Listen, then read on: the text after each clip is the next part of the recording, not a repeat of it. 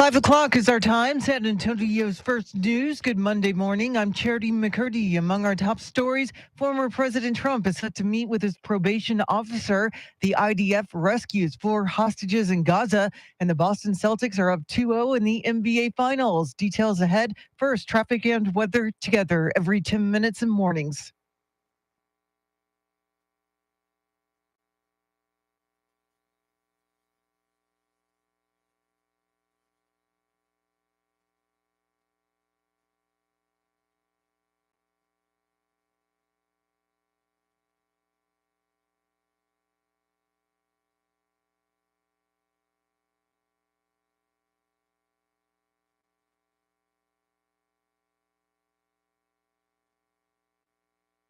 Your Weather Channel forecast for this Monday: partly cloudy, a stray shower possible, a high near 100. Tonight's low near 75. Right now, 73 degrees.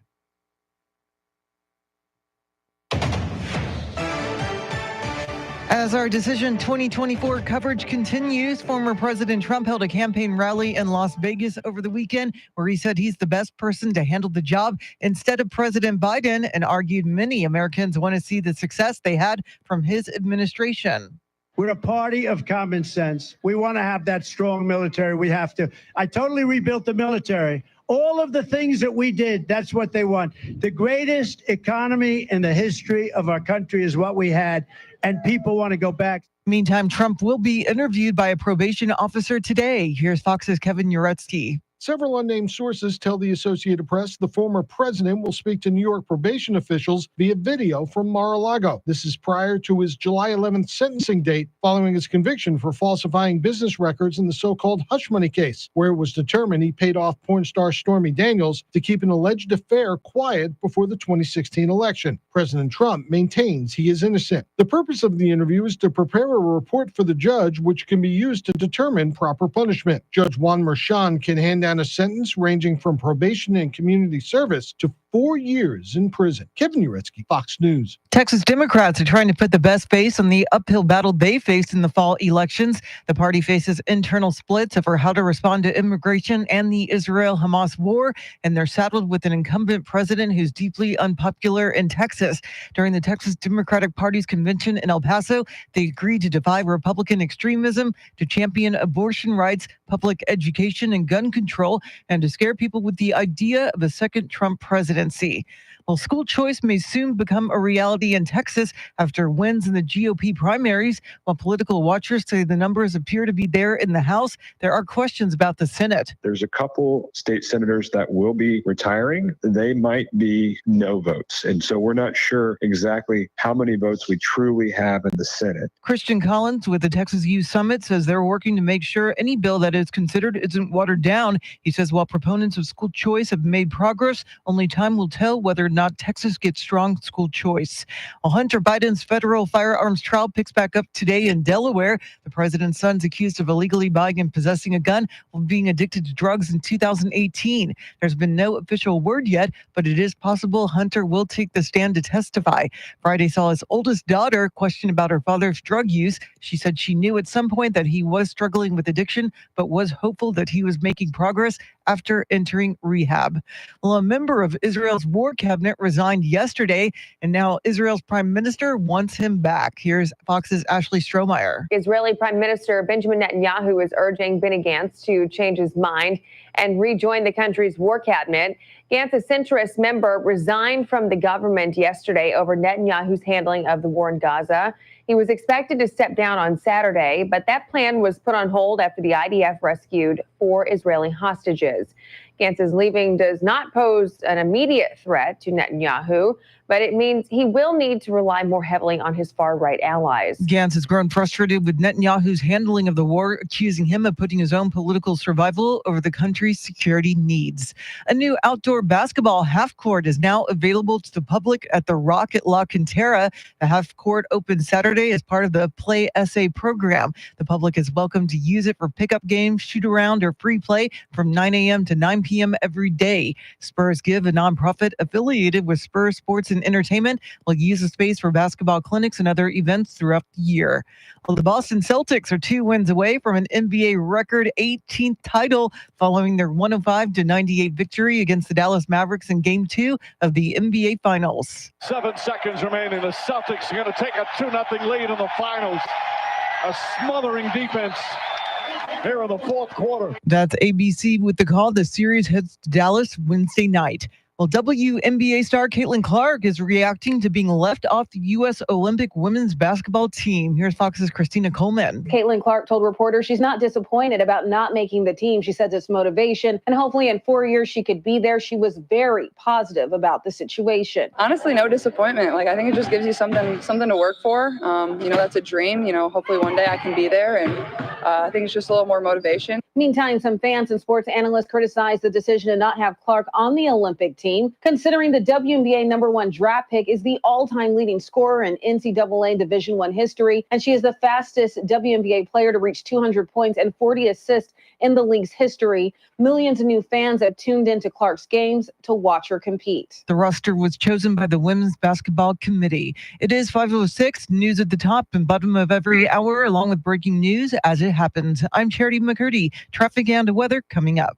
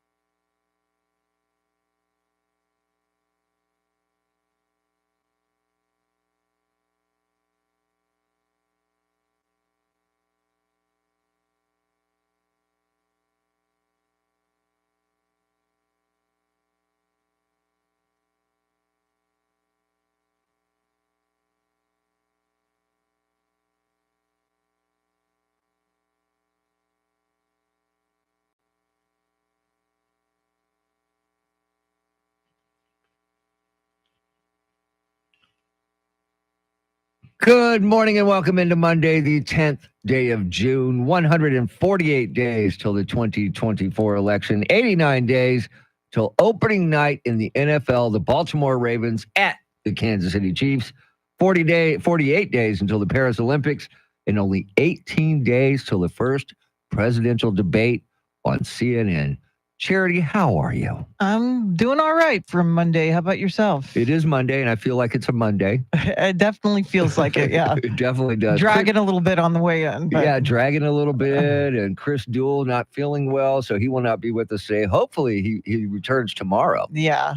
Yeah. A cough and a sore throat and a high temperature, not a good sign, though. No, it's not a good sign, and I'm thankful that he did not bring that in here, because I sit right here, and I'm not even a full 6 feet away from him. So if he brought it in, I would most likely get it. Yeah, yeah. You always run that risk. Yes, in these little, no ventilation studios that we're in. Maybe the cold will kill the germs. I'm not sure, because it's freezing in here once again. Once again, I have to wear long sleeves in the summertime because it's freezing in the studio. Wham, wham, wham. All right, let's get everything started with traffic and weather together.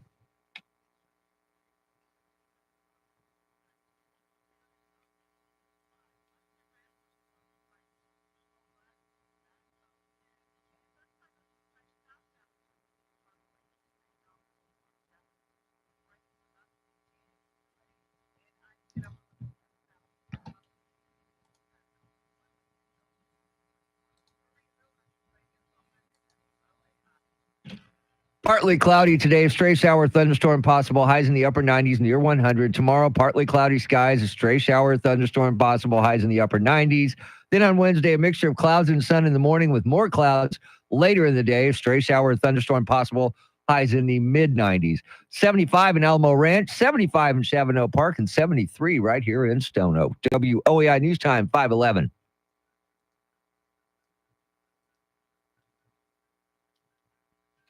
This is San Antonio's First News. I'm Mr. T. She's Charity McCurdy. Chris Duell out today. Once again, hopefully he's back tomorrow. EJ flying the Millennium Falcon. Andrew is directing the live stream. If you want to check us out, or if you want to watch Charity, actually, you can go to YouTube, search 1200 WOAI.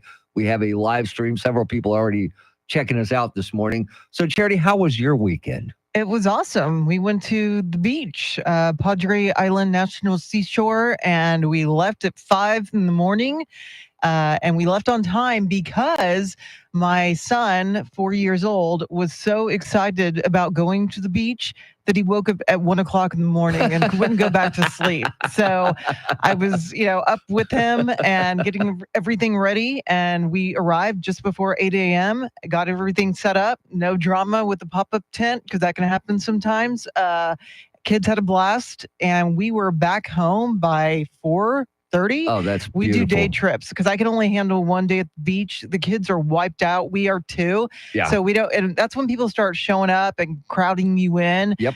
So that's, we've kind of have it down to a science now. But the only downside was we had our first tar ball experience. Bummer. And I was like, okay, what is that? What is that stuff? And then I picked up a little piece, and then sure enough, it was like kind of gooey, and then I look at my kids and they have like these splotches on their legs, and I'm like trying to rub it off, and it's just smearing everywhere. I can't get it off, but luckily once they spent a little bit more time in the water, it started to rub off on its own. But man, I gave them extra long showers and baths yesterday. So you didn't try using the Dawn soap, because apparently that works. Yeah, that's what the ducks tell us. Yes. But no, I didn't bring any because I didn't think that there would be a tarball problem. I've never encountered it before until now. But other than that, it was gorgeous. The water was nice and cool, and it's our favorite place to go. And so you said you had a pop-up tent. Now, are we talking like a canopy or a full-on tent? No, canopy. Oh, okay. Okay. Academy, we spent I've a seen little those. extra money. We didn't do the $50 one because that's the one that you have to like push in those little buttons and then really raise hard, raise high, and you struggle with it. We went for the $100 Academy pop-up tent where it's a little fancier. We have these little But it works, clasps that you push in, and it really glides up nicely. Because there's been times where we've just given up and we're like, okay, this is not working. We're not using it this time. Yes. Because they have fancy canopies that you can buy, but you don't realize the wind factor and how you really struggle to put those things up. You actually have to do like a trial run in your backyard before you go to the beach and try it. That's always a good way to do it. A trial run in the backyard is always cool. Always cool. Well, I went to the Festival of Flowers at the Alsa Park Shrine Temple Ooh. on Saturday. Free plants? I got plans for Cindy. Yes, Okay. yes, but lots of people. Lots of people. It was crowded. It was very crowded. And a little altercation standing in line, but that's just me. I'm a freak magnet. Oh, no. Now, see, we were standing in this long line to get in because everybody wanted their free plant. And there was a lady selling lemonade right before you get to the door. So I told Cindy, I'm going to go get us a lemonade. So I jumped out of line, walked up there, and the lady took her sweet time about preparing my lemonade for me, which is okay. Mm-hmm. And the line passed me. And Cindy jumped out of line behind me. She says, hey, they're already going in. So as soon as I got the lemonade, I just stepped in front of these people. And the guy's like, hey, you can't cut. I said, man, I've been in this line. I've been standing in this line for 25 minutes. I said, I just stopped to get a lemonade. Now I'm going in. Well, you can't. And I just said, just leave me alone. Just leave me alone. I didn't want to get into it with them, but just leave me alone. But it was a lot of fun. Good. That place is always packed. I mean, if it's not, a flower festival, it's a gun show. Yep. And it was a flashback because last time I was in there was my senior prom, 1981. Wow. So yeah, I hadn't been in that place since 1981, and I walked in and went, oh yeah, I remember this. I remember this place. Not much has changed? Not really. Okay. Not really. And luckily it was indoors. That was the good thing about it because it was hot. Mm-hmm. It was hot on Saturday. All right, lots to get to this morning. Coming up, we're going to ask you what is your go-to beach in Texas? Because Charity just went to Padre National Seashore, right? Padre Island, yeah. Padre Island National Seashore in Corpus area, correct? Pretty much, yeah. So we want to know, what is your go-to Texas beach? Oh, and it's National Iced Tea Day. Where's your go-to tea place if you want to throw that in as well? WOAI News Time, 5:16.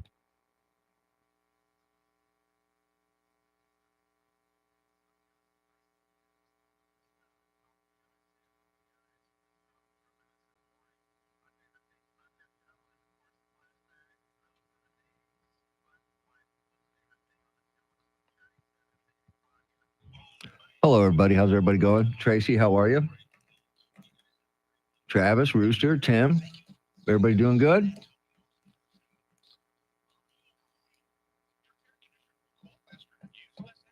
Good morning, Sam. Yeah, how about those Brahmas, huh? Wow. That's kind of cool. All right, Chris Duell not here today. Sorry, guys. He's not feeling well, so hopefully he will be back with us tomorrow. I'm just thankful he didn't bring his sickness into the studio because you know how that goes. Tracy, getting some thunderstorms out in Castroville, huh? I got a little bit last night. Not a lot, but a little bit. A lot of lightning, a lot of thunder, but not much on the rain side at my house.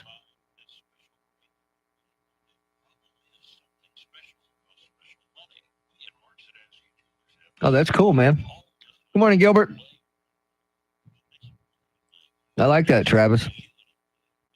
I haven't been down to Padre Island National Seashore in a while, man. I always go to South Padre because, the wife's from Brownsville, so it makes it easier. We have a place down there to go to, so we like that.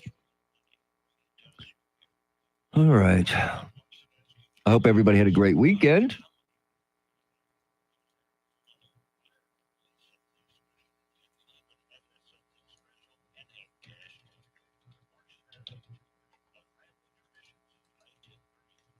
How are things in the Philippines today, Tim?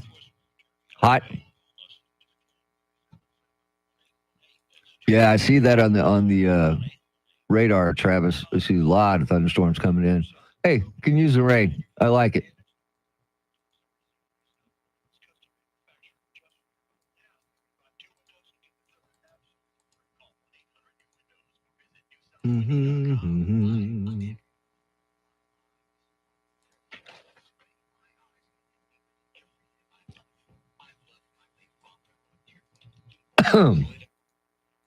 Oh, yeah.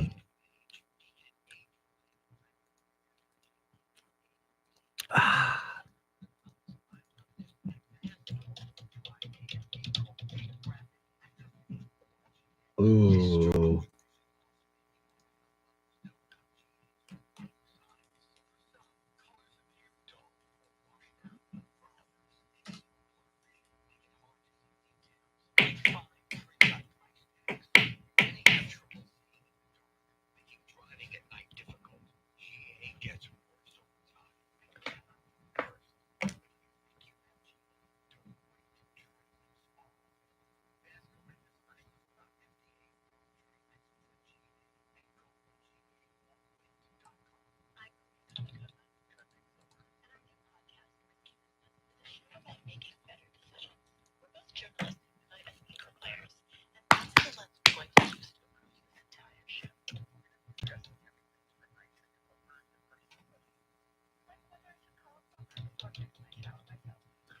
Good morning, Jacob.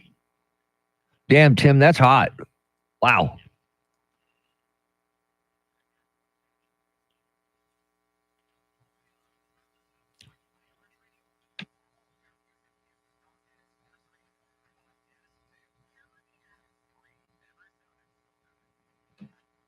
Just ahead of headlines, traffic and weather together on this Monday morning. Charity McCurdy, what's going on? Former President Trump is scheduled to sit down with a probation officer today. Hunter Biden's federal firearms trial is set to resume today in Delaware. And a new Buc-ee's Travel Center opening in Texas is set to become the largest convenience store in the world. We'll tell you about it coming up. Right now, traffic and weather together.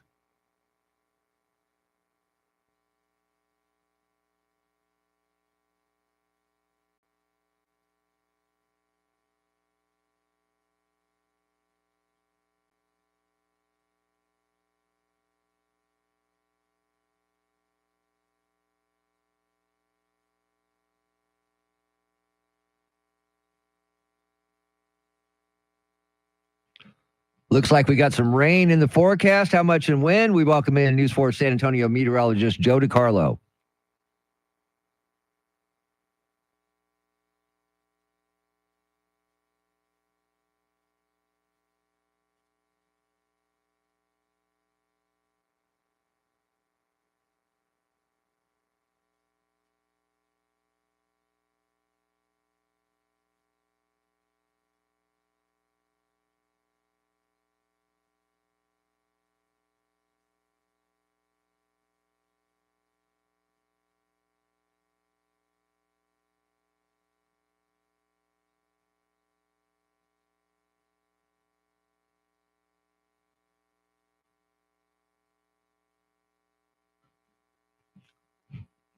Thanks, Joe. 73 degrees here in Stone Oak. WOAI News Time 522. Coming right up, your Fox Business News. So Charity McCurdy was at the beach this weekend in Corpus at the Padre Island National Seashore. So it got us talking this morning before the show. We want to know, what is your go-to Texas beach? Where are you going to go in Texas? Is it Galveston? Is it South Padre? Is it Port Aransas? Where is it? Maybe you'll tip us off to someplace we haven't been before. And Charity, how can they let us know? The iHeartRadio app, just search the radio station 1200 WOAI. You hit that red talkback button, 30 seconds. Let us know. Yeah, let us know. We'll share them with you. And also, it is National Iced Tea Day. So if you want to throw in there where you get your iced tea, because Charity, you were telling me about a place called H2O. Yeah, they have these drive-through places in San Antonio. And I discovered it a few months ago. It's HTO. HTO. And the T is spelled TEA. Oh, I like that. And they have so many different flavors of fresh brewed iced tea. And they even have like sugar-free options. It's sugar options, sweet peach ginger, sweet mint. I mean, everything you can think of. A sweet blueberry green, sweet coconut. I mean, it's amazing. So you're saying they got lots of tea. Yeah. What's your go-to if you go there? What are you going after? They have the blueberry green is one of my favorites, but I changed it up because it's like they have like over 25 flavors, I think. But they have like several locations in San Antonio, at least 3. I'm gonna have to search one out for today on this National Iced Tea Day because I like me some iced tea. It's good stuff. I'm a big fan. Big fan.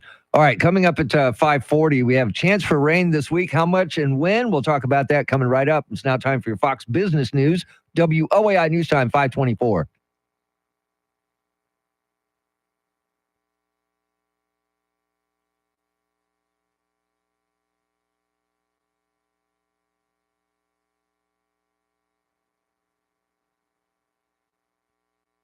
Hello. All right. So HTO, huh?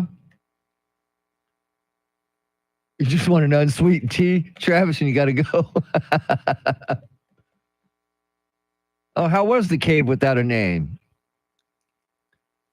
I want to go check that out.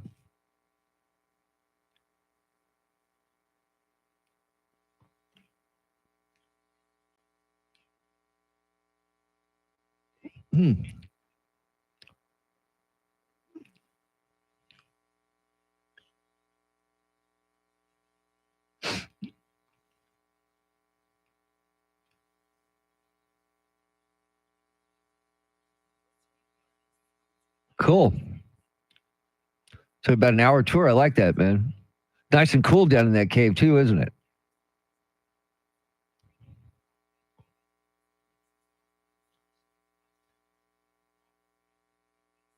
Oh, 8-story climb back out. I like that. I'm okay with walking.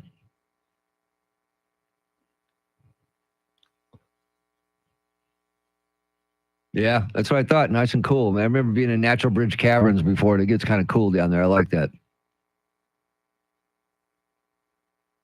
Depending on where you are, because some of those rooms get hot, don't they?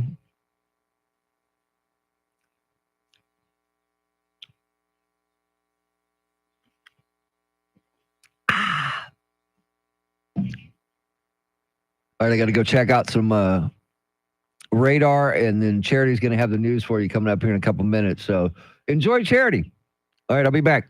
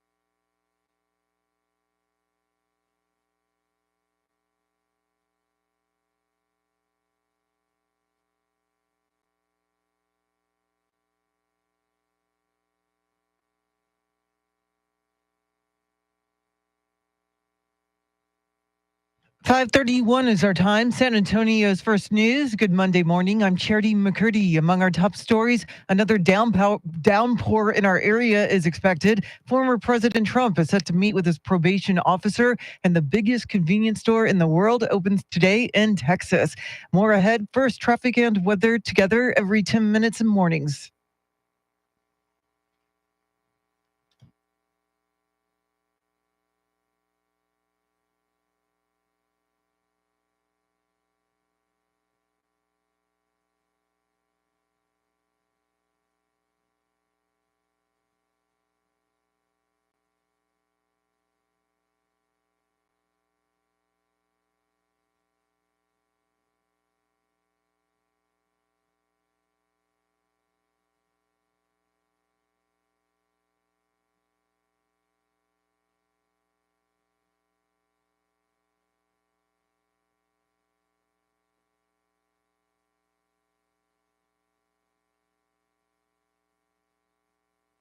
Your Weather Channel forecast for this Monday. Thunderstorms this morning, becoming partly cloudy, a high near 95. Tonight's low near 75. Right now, 73 degrees.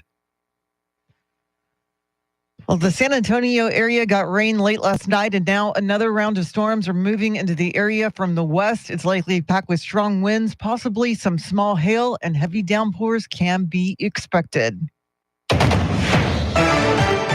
As our Decision 2024 coverage continues, former President Trump held a rally in Las Vegas yesterday. Fox's Alicia Acuna reports from Las Vegas. Former President Trump, when he was in California, he raised $33.5 million in private fundraisers. Then he came here to Las Vegas and made news when he made this campaign promise. When I get to office, we are going to not charge taxes on tips, people making tips. During his Western state swing, Trump has also continued to hammer President Biden's executive action to curb the number of migrants seeking asylum. Crooked Joe signed an executive order that is pro-invasion, pro-child trafficking, pro-woman trafficking, pro-human trafficking. From here, Trump heads back to Mar-a-Lago.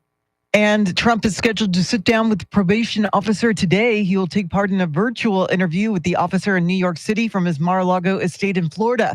This comes after his conviction last month on 34 counts of falsifying business records. Trump is set to be sentenced on July 11th. And first son Hunter Biden is back in court this week in Delaware. Here's Fox's Ryan Schmelz. The trial involving President Biden's son is expected to wrap up this week in Delaware. Hunter Biden is facing 3 felony charges for allegedly lying about his drug use when he purchased a gun in October of 2018. Biden could face decades behind bars if convicted by a jury. He has pleaded not guilty on all charges. First Lady Dr. Jill Biden was at the courthouse last week to support Hunter. He is also facing unrelated tax charges that will be tried separately. In Washington, Ryan Schmelz, Fox News. Democrats are targeting the U.S. Senate race in an effort to unseat Ted Cruz, but political experts say there's little chance they can win despite increased campaign spending supporting Democrat Colin Allred. Here's Cliff Saunders. They've invested more money now than they did in 2018 for Beto O'Rourke. If they are putting money into Texas thinking that they can win, it shows that they are very, very desperate. Because, as RNC committeeman Robert Armstrong says, Allred is no Beto. Allred has been a poor congressman at best. He wins in a solidly Democrat seat in the Dallas area, and Beto O'Rourke generated a whole lot more excitement than he did. Cruz is up by double digits in some polls, and no Democrat has won statewide office in Texas since 1994. Well, Texas Attorney General Ken Paxton says he should not be required to testify under oath in his ongoing court battle with 4 former top aides. The Travis County State District Court mandated his deposition, but Paxton's asking the Texas Supreme Court to overrule the order, claiming the lower court exceeded its authority. Paxton has unsuccessfully tried to end a 2020 wrongful termination lawsuit involving 4 aides who told the FBI about their concerns over Paxton's conduct. Well, America's largest Buc-ee's is set to open in the Lone Star State. A nearly 75,000 square foot Buc-ee's Travel Center opening this week in Luling is not only the chain's biggest, but the largest convenience store anywhere in the world. Known as a one-stop shop for gas, snacks, drinks, knickknacks, and a logo of a beaver wearing a hat, Buc-ee's opened its first store in 1982. The latest Texas location won't hold that title for too long. Reps for Buc-ee's say they plan to open a more than 80,000 square foot location in Ocala, Florida next year that will have more than 100 gas pumps.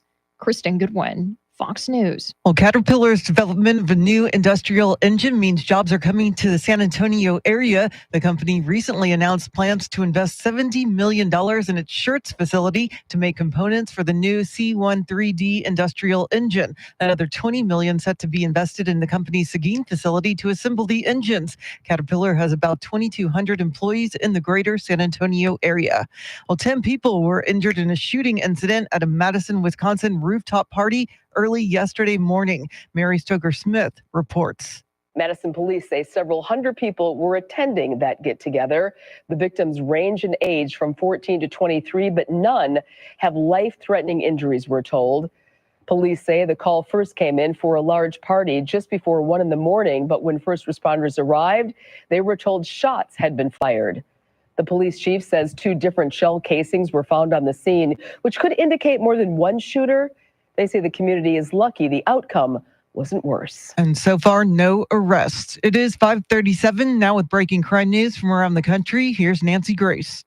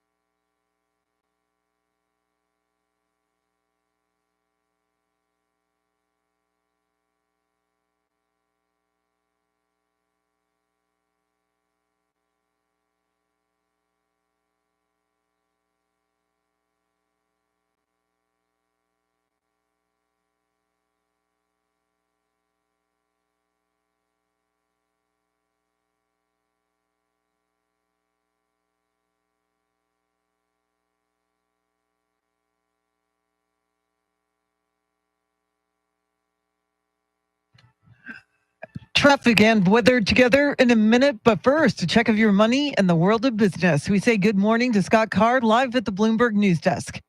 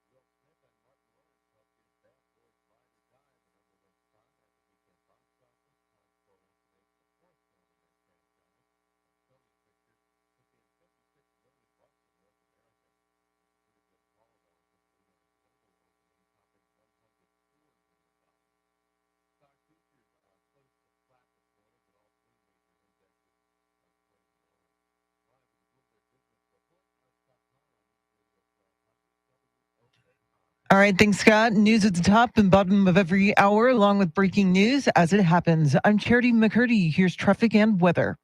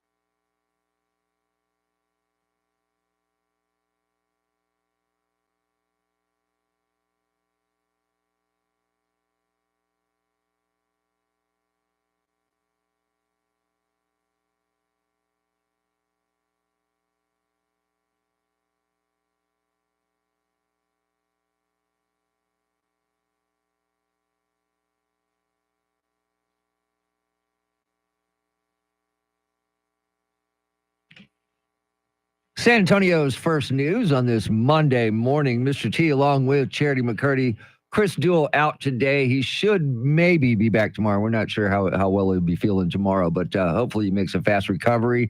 EJ flying the Millennium Falcon with a little assist from Andrew Zimmel, who is directing the live stream available on 1200 on the YouTube. Go to youtube.com, search 1200 WOAI, and you can watch Charity when she does her news. Oh, come on. Because that's really what it comes down to, Not Charity. really, no. All right. So did you get some rain last night? I got some. I don't think a lot, but I heard a lot of thunder. That woke me up. But as far as substantial rainfall, no. Yeah, I got a little bit of rain like you. Got lots of lightning, lots of thunder. Well, looking at radar right now, it looks like in the late in the 7 o'clock hour into the 8 o'clock hour, we could see some heavy stuff in San Antonio, and then it's out of the picture by about 9 o'clock. Yeah, there's some red stuff on the radar. So you can't rule out the possibility of small hail, but definitely strong winds and some heavy rain. Yeah, and this looks like all the way through Thursday, we have a good chance of, I say good chance, a chance every day of getting some rain, whether it's scattered, whether it'll be strong, we don't know. Just know that we have a chance. Yeah, it's actually showing that probably like around the 6 o'clock hour, our showers and storm chances go up to 65%. Yeah. So it's highly likely you're going to get something. And you mentioned that yellow and red and orange stuff. There's a lot of it and a big line of it coming from the west, and it's going to enter the San Antonio area. It looks like right around 7. And then it's going to, like I said, it's going to be out of the picture by about 9, according to the radar. But, that could change. It could slow down. And I don't mind rain, but unfortunately the timing's not great. I mean, Rush luckily hour. kids are not in school, but a lot of people will be on the road for the morning commute. A lot of kids do go to camps during the summer. So, that's going to be a dangerous situation if you're on the roadways. You might want to leave extra early. Yeah, if you don't have to be there, if you can get there after 9 o'clock, that'd be the best thing to do because it looks like it's going to clear out by then. But hey, you do what you got to do. If you got to get there, you got to get there. I'll take the rain all day long. Give me the rain. I'll take rain. Sure. I love rain. We need it. Yes, we do, because it's that time of the year where we need the rain. And it was hot this weekend. I didn't see any rain over the weekend, but I was out a lot this weekend, and it was hot. It's brutal. It's, I can't get in the car fast enough and turning on the AC and then fast enough. Try buckling kids in their car seat. No. And, we don't want to touch the metal parts on their skin. Yeah. So we went to Costco yesterday and same thing. It's like you have perishables. You're like trying to coordinate everything, get it in the car, get the AC going, and you want to leave the windows cracked, but then you're worried, is that, pose a security threat for your vehicle? I mean, there's so many different things. Do you have leather seats in your car? Or no, thank God, no. Okay, I have leather, so no, I've lived through that before in Texas, and trust me, I will not go back to that again. Okay. No, it's too hot. Too hot in Texas in the summertime. I don't care if you got tinted windows or not. That leather gets hot. Yeah, wearing shorts is tough. I just make sure the back of my legs don't hit the seat until the AC kicks on and does its job. Now, do you find yourself having a talent to where you can sit with your shorts on and not get your legs on the seat until it cools off? I mean, that's a talent. I just sit at the edge of the seat. Yeah. And I mean, it cools down pretty quickly. Yes. So it's not like a prolonged process. It's not that bad. And you have a Toyota, correct? I do. Yeah, they have the best air conditioners in the world. Those things cool off so fast. They really do. It helps. They really do. That's one thing. And I've got a little car, so I can cool mine off pretty quick. But it is kind of warm out there. And it's only June and not officially summer. So there's that. Okay. It's been officially summer for about a month now. Hey, the calendar says. It's Texas. We have June summer 20th. and not summer. We're in the summer part of the year. So, yes, it's already getting hot. Pretty much. All right. Well, keep it right here. We'll keep you up to date on what's going on with the rain all morning long. Coming up next, it is Flashback. We're going to go back in time. But where will we land? We don't know. Only Charity knows. WOAI News Time, 545. All right, people. What is happening?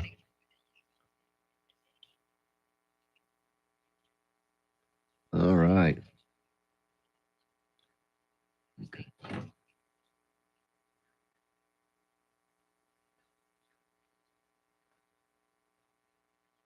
Actually, I believe that the turn signals are optional on some models. I'm not positive on that, but it seems like it.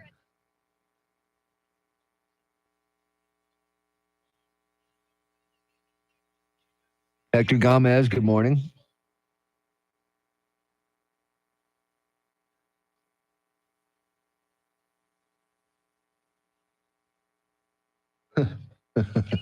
That's true, Tracy. That is very true about the big trucks and turn signals in the rain. God, yes.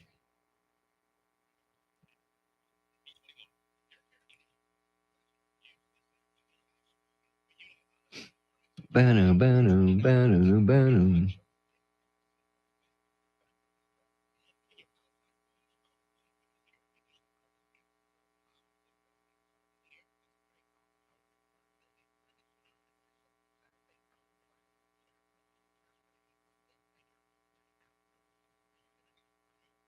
You were a probation officer, Tracy. That explains a lot. It really does. I'm just kidding. I'm kidding.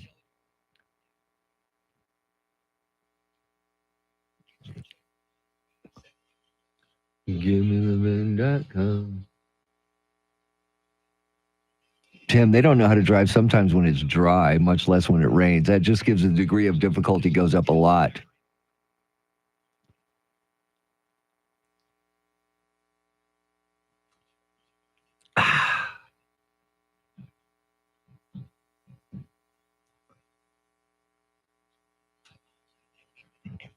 Okay, everybody. It's time to go back in time. Is everybody going to play? Hello, everybody watching on the live stream. Wish Chris was here to entertain you, but he's much better at that than I am. So I will try to do my best this morning and chat with you guys from time to time. Right now, I've got to get ready for flashback. I got to figure out what year are we going to be in. Stick around, everybody.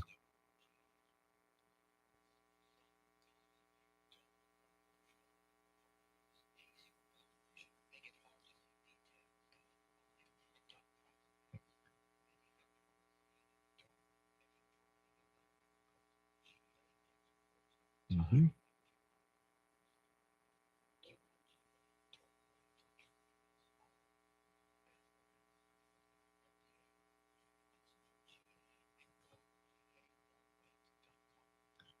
Yeah.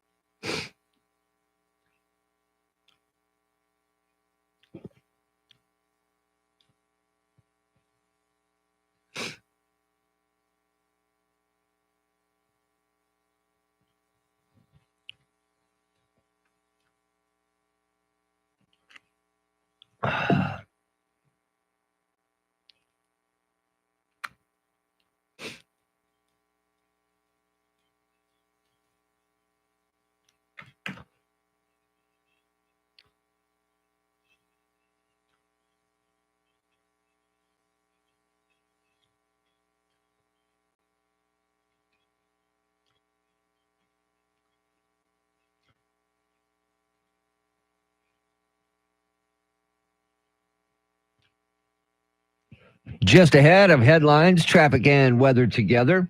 Charity, are you ready to play flashback? Let's do it. Let's go. Oh.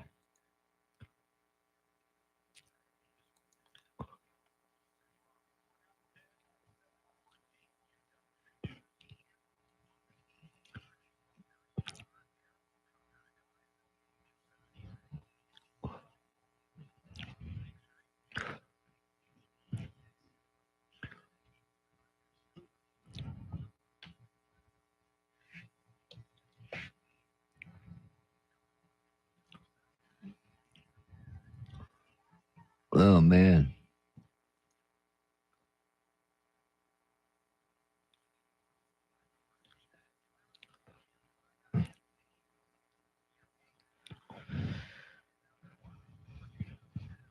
Wow.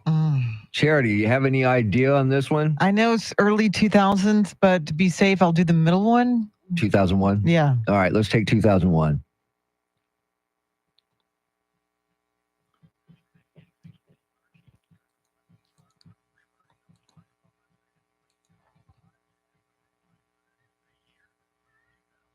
Hey, look at that, okay. Charity. It's working. The Charity Finally. McCurdy formula is working. It's back. Wow.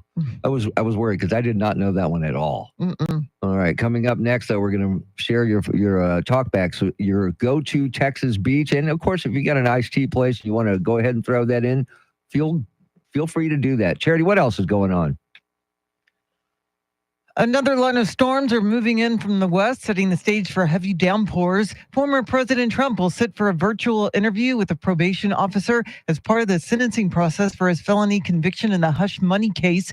And the San Antonio Brahmas are headed to the UFL Championship. We'll have more coming up. Right now, traffic and weather together.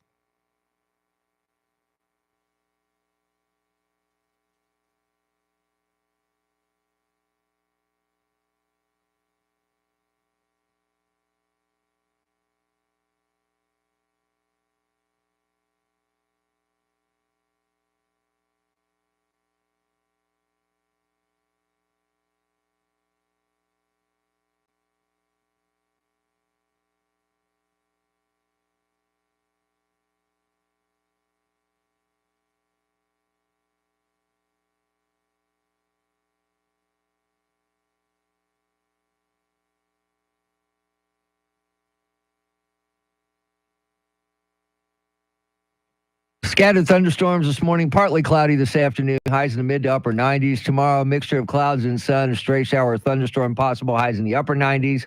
And then on Wednesday, partly cloudy, stray shower or thunderstorm possible, highs in the mid to upper 90s. It is 74 at Westover Hills, 75 in Alamo Heights, and 74 right here in Stone Oak. WOAI News Time, 5:53.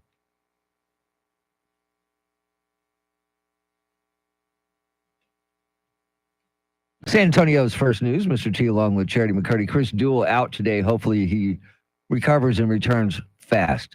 All right, Charity. So you were at the beach this weekend. You went to the Padre Island National Seashore in Corpus Christi. So we are asking our listeners this morning, what is your go-to Texas beach? And also it is National Iced Tea Day. So if you want to throw that in as well, let's go to the people. What do you say, Charity? Let's do it. All right, here's our first one. Good morning, Charity and Mr. T. Well, our favorite beach in Texas to go to is Port Aransas, and we're headed there Thursday. We like Port Aransas because it's close and you can drive on the beach. Y'all have a good day.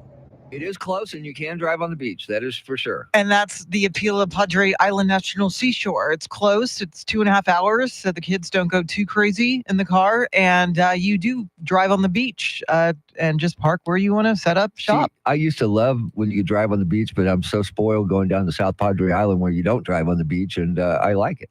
Mm-hmm. Of course, we stay close enough to where we can just walk anyway. You know, there is a hazard involved. I'm always extra paranoid with the kids. And, you know, we lay out the ground rules. You do not, you know, go past the vehicle or the tent.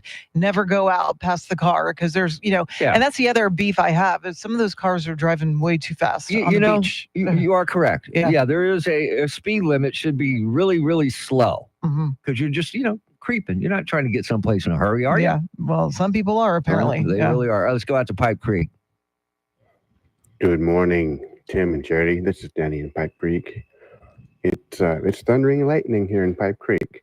Our go-to for the beach in Texas is South Padre, and my go-to for iced tea is Bill Miller. Have a great day. There you go. Now, bucket of iced tea or... Yeah, I like an iced tea that I can sit in. Yeah, they do have some giant ones there.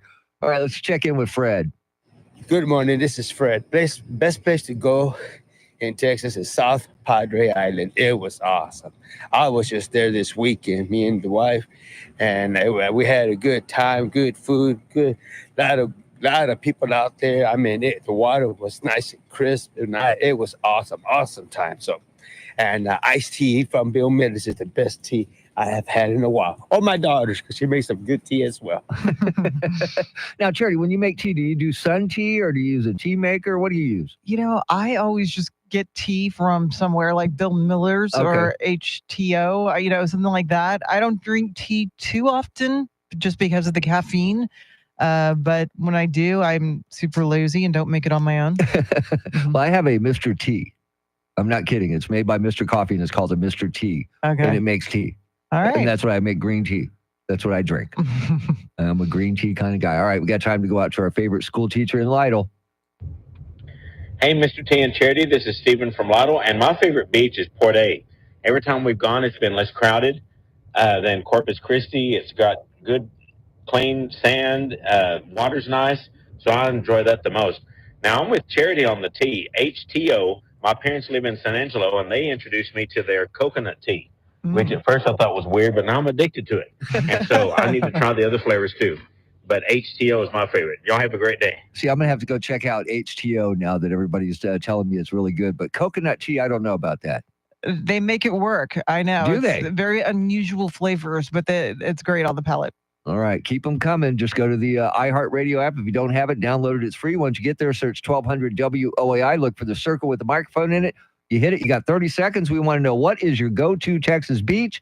And if you're looking for iced tea on this National Iced Tea Day, where do you go get your iced tea? WOAI News Time, 5:57.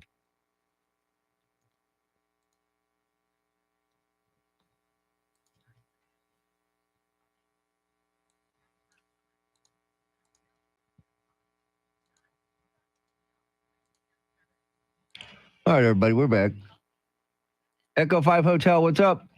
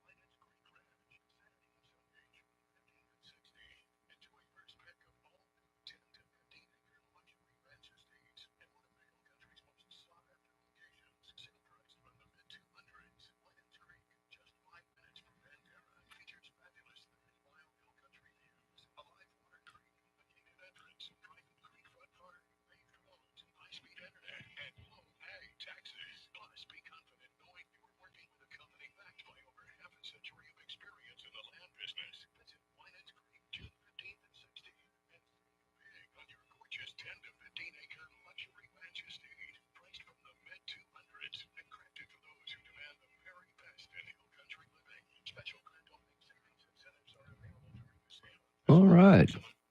Rain gauge, huh? I don't know who Rain Gauge is, but what's up, Rain Gauge?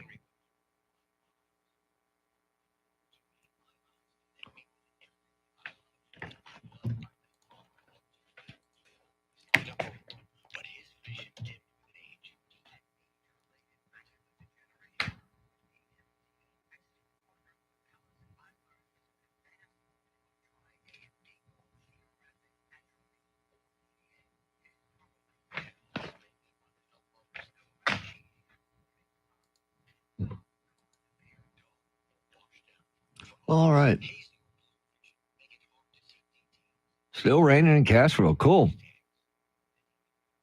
Like that, Tracy. All right, I'm going to let you guys look at Charity for a while. I know you want to look at me, so here comes Charity. Everybody have a great one.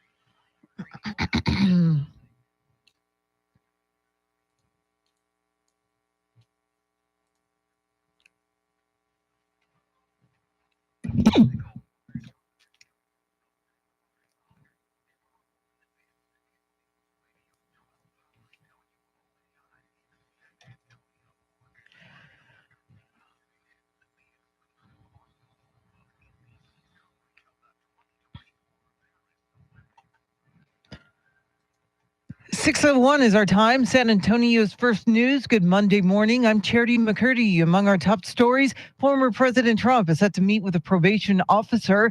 The IDF rescues 4 hostages in Gaza, and the Boston Celtics are up 2-0 in the NBA Finals. More ahead. First, traffic and weather together every 10 minutes in mornings.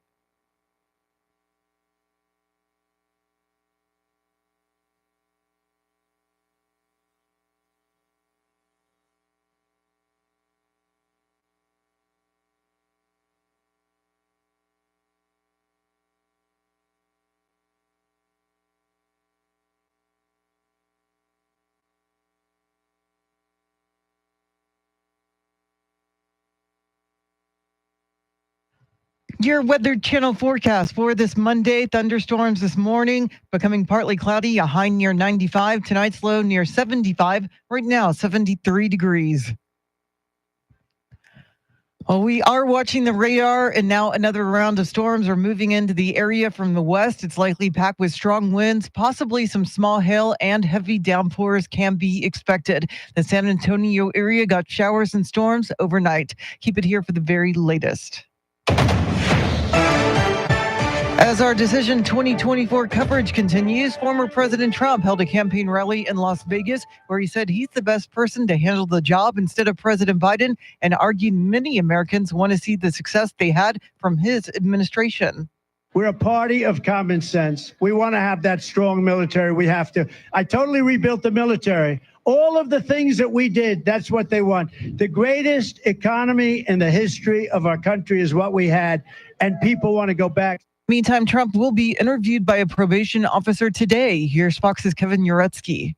Several unnamed sources tell the Associated Press the former president will speak to New York probation officials via video from Mar-a-Lago. This is prior to his July 11th sentencing date, following his conviction for falsifying business records in the so-called hush money case, where it was determined he paid off porn star Stormy Daniels to keep an alleged affair quiet before the 2016 election. President Trump maintains he is innocent. The purpose of the interview is to prepare a report for the judge, which can be used to determine proper punishment. Judge Juan Merchan can hand down a sentence ranging from probation and community service to 4 years in prison. Kevin Uretsky, Fox News. Texas Democrats are trying to put the best face on the uphill battle they face in the fall elections. The party faces internal splits over how to respond to immigration in the Israel-Hamas war, and they're saddled with an incumbent president who's deeply unpopular in Texas.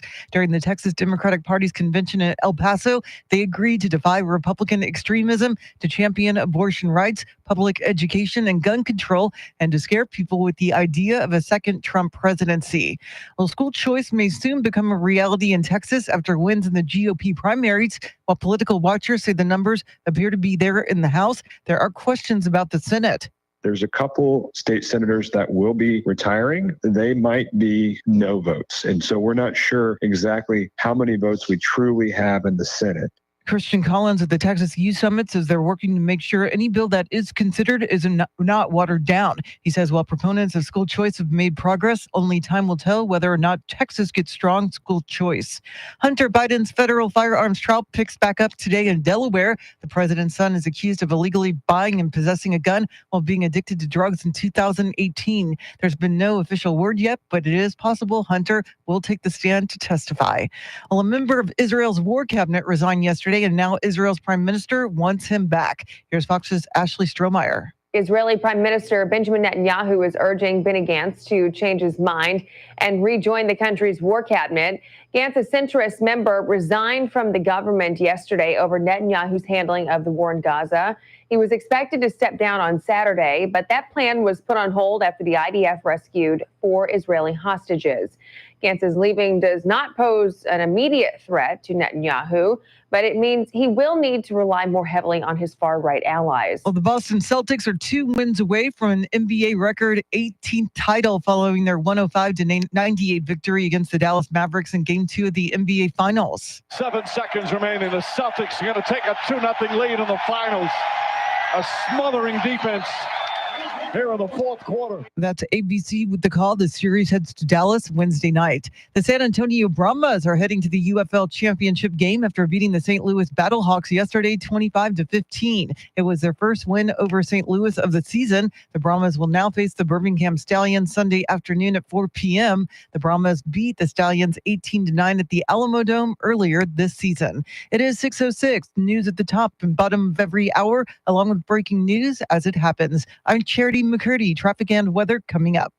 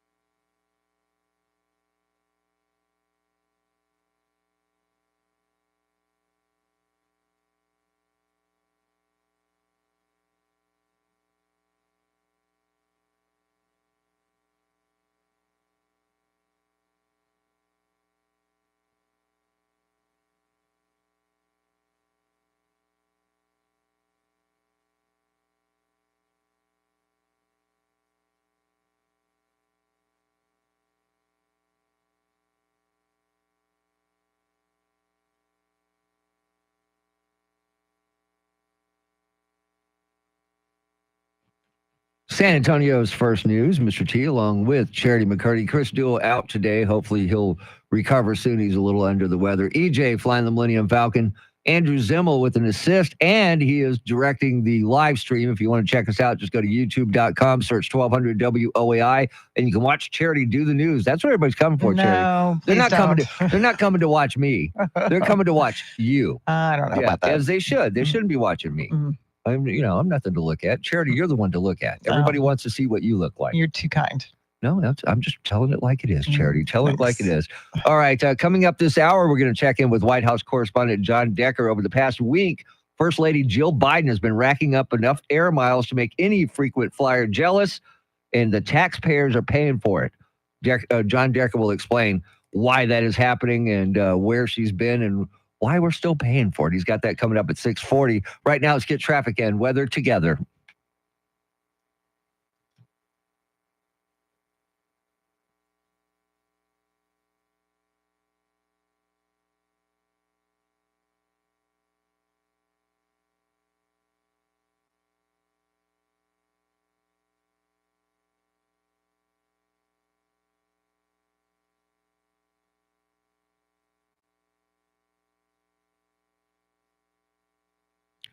Scattered thunderstorms during this morning hours, I should say. Partly cloudy this afternoon, highs in the mid to upper 90s. Tomorrow, sunshine and clouds mixed, a stray shower or thunderstorm possible, highs in the upper 90s. Then on Wednesday, partly cloudy skies, a stray shower or thunderstorm possible, highs in the mid to upper 90s. It is 69 degrees in Kerrville, 77 in New Braunfels, and 73 here in Stone Oak. WOAI News Time, 6:11.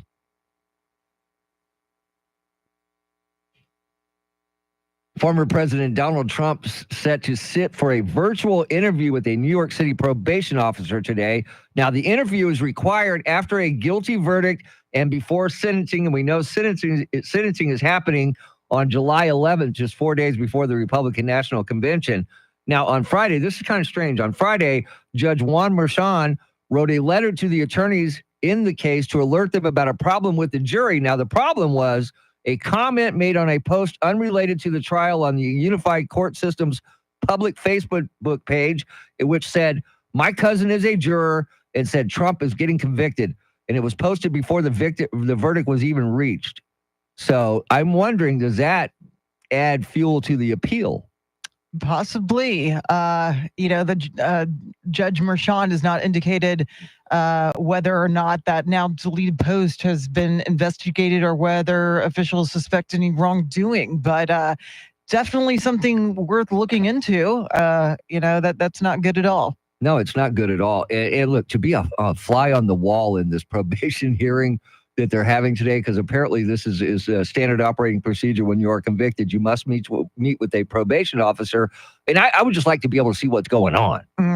And virtual meetings usually don't happen, but of course we're dealing with a former president, and to have him meet in person, I mean, that would be very disruptive to other court business. You have to have a Secret Service there. Of course, the media would follow, so it makes sense. But I would love to see that Zoom meeting. Gosh, it would be fascinating to me. I think it would be fascinating. And I wonder just how much we will find out about this, because I just want to know what they're going to ask him, because there's nothing that they don't already know about him. Mm-hmm. They know what he does. They know what he's doing. They know where he's at. I mean, what are they going to ask him? It's all about like pre-sentencing information. I guess they should already know his personal life, his criminal history, his financial means, his health condition, his overall living arrangement. I don't know what else they're going to find out. I don't either, but I would sure love to be able to see what was going on in this. And I'm wondering how much will be leaked. How much will the former president talk about? Because I don't think there's a gag order when it comes to his probation, is there? I'm not sure. I wouldn't think so. But I mean, this is, I guess, going to be used for the judge to ultimately determine his sentence on July 11th. Yeah, it's unbelievable. It's fascinating because we've talked about this before. We are living in history. Everything that's happening right now is something that's never happened before. So it's history. It's something they might be talking about this and teaching this in schools, 20 years from now. Yeah, it's fascinating because you just don't know what to expect, because everything that's in the rule book as far as laws and standard procedure, it's different because we're dealing with a former president. Yeah. It's just unbelievable. I mean, who would have ever thought in your entire life that you would be sitting here talking about a former president who is a candidate for president right now, sitting down with the probation officer? It just doesn't. It blows my mind. It really does. And the only way to further blow my mind is if Trump ends up being sentenced to jail. Yeah. And at this point, I don't see that happening. But you just don't know. You never know. You just don't know. Everything. We didn't think he was going to get guilty on all 34 charges either. No, we did not. So like you said, it's just you never know what's going to happen. Every day it's something new. So stick around, because we're going to find out I don't know what we're going to find out, but whatever we do find out from this probation hearing, we will share it with you. We'll share it with you. When we find out, you'll find out. Coming up, Hunter Biden's gun trial continues today, and there is rumors that he may take the stand. I don't know if that's a good idea or not. We'll talk about that coming up. WOAI News Time, 6:15. All right.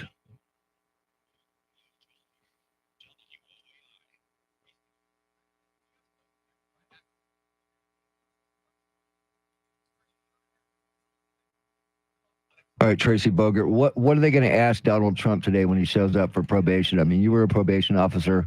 You would know, wouldn't you? And good morning, Sleepy. Echo 5 Hotel, good morning. Good morning, everybody that's watching right now. Jonathan, everyone. Tracy, Travis, Tim, Sleepy.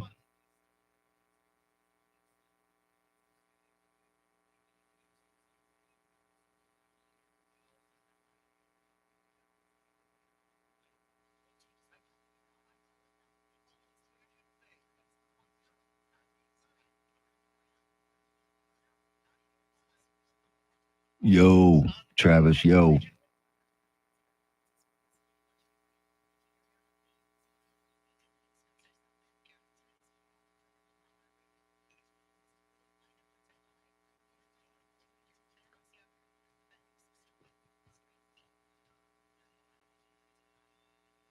Wow, cats and dogs? Wow. Way to go, Tracy. So, Tracy, what are they going to ask former President Donald Trump in his probation interview today?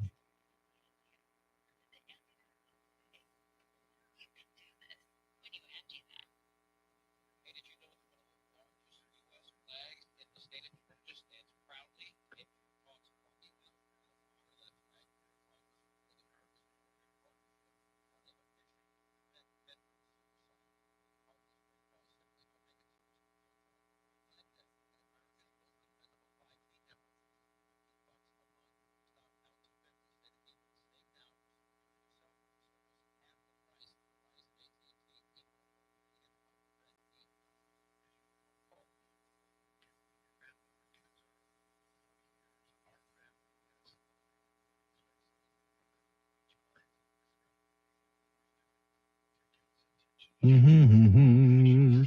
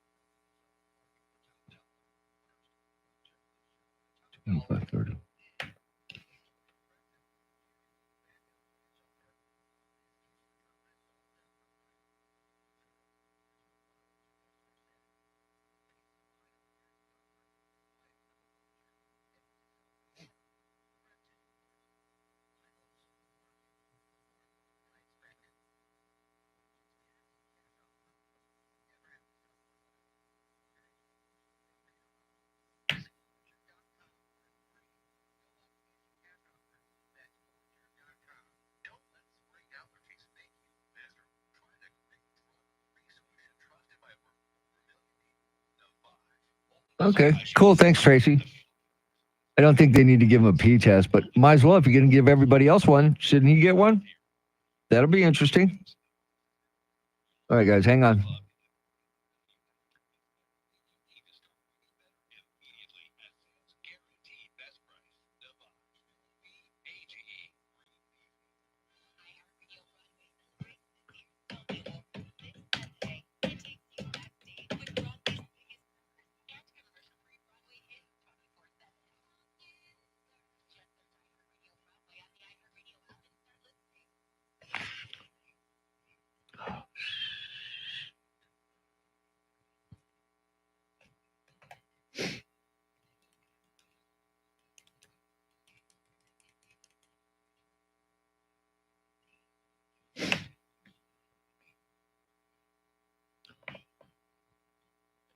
Just ahead of headlines, traffic and weather together. Boston Celtics have taken control of the NBA Finals, winning the first two games in Boston. They are up 2-0 on the Dallas Mavericks. Look, and Luka had a 32-point performance last night. I believe another triple-double, but they need some other people to step up. Yeah, they do. Hopefully things change once they get to Dallas on Wednesday. Home court advantage helps. Well, let's see. But man, Boston looks pretty good. Mm-hmm. Pretty good. Because I watched the first half last night, and Dallas came out ready to play this time. They didn't get smoked like they did in the first game. Right. But not enough when it came down to it. All right, Charity, what else is going on? It's going to be a rough morning commute as a line of storms are moving in from the west. Speaking at a Vegas rally, former President Trump vowed to end taxation of income from tips, and a missing Seguin woman has been found dead at a rest stop. We'll have details coming up right now. Traffic and weather together.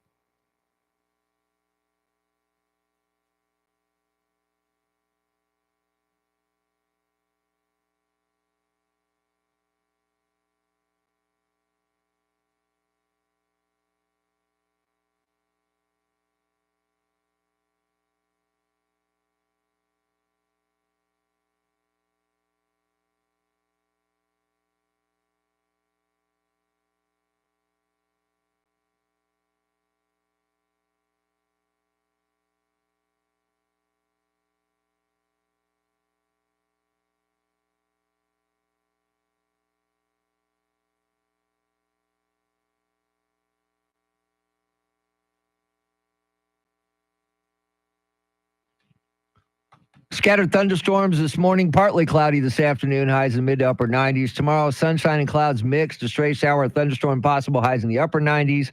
And then on Wednesday, partly cloudy skies, a stray shower, or thunderstorm possible, highs in the mid to upper 90s. It is 75 in Alamo Heights, 75 in Westover Hills, and 74 right here in Stone Oak. WOAI News Time, 622.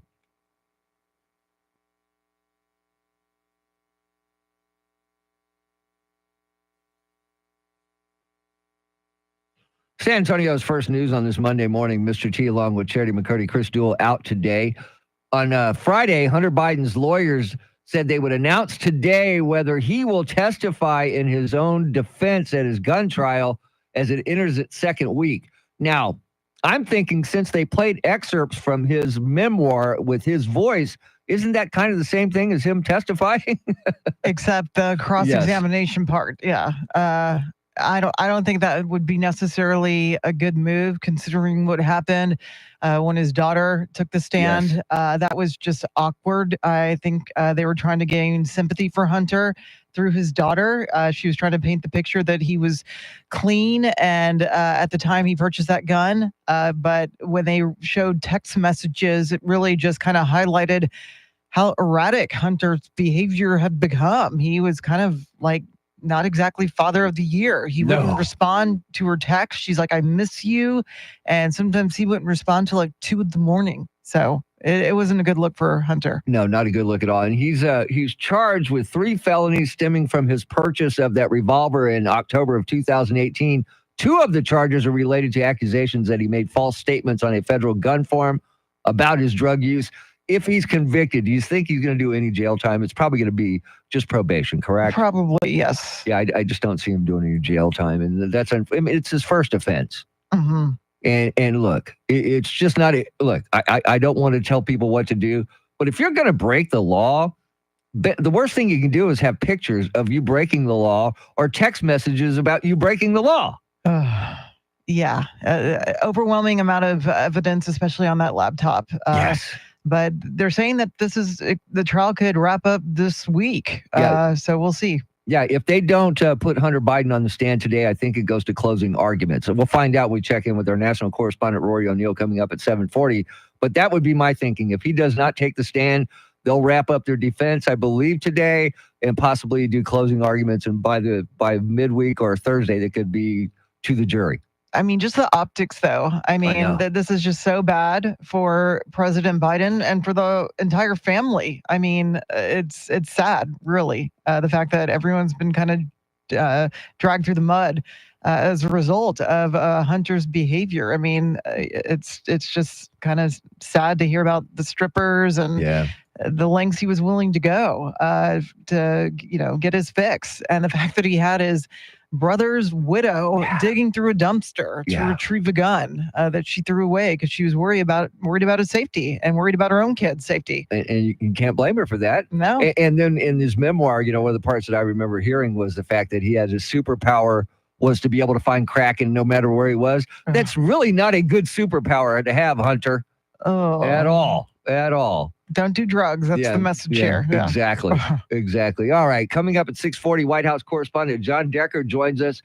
First Lady Jill Biden has been racking up enough air miles to make frequent flyers jealous.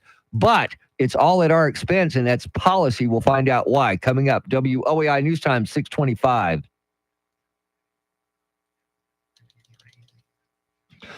We're back.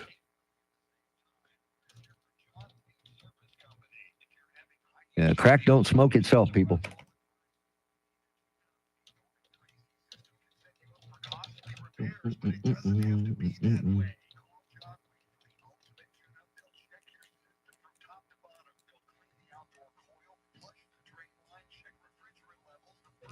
Nothing. What's up, brother?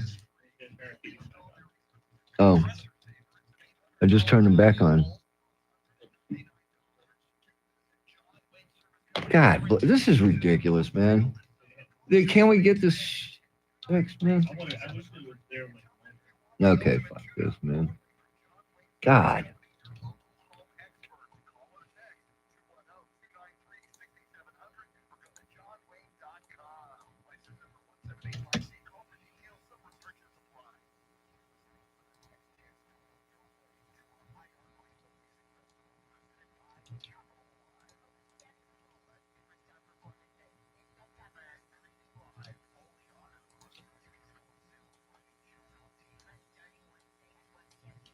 All right, Dan, it's pouring in Pipe Creek. Wait, let's get some here, man.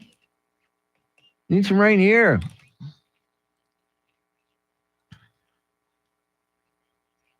Now, Tracy Bogert, who was once a probation officer, says that they normally give you a P test when you start probation.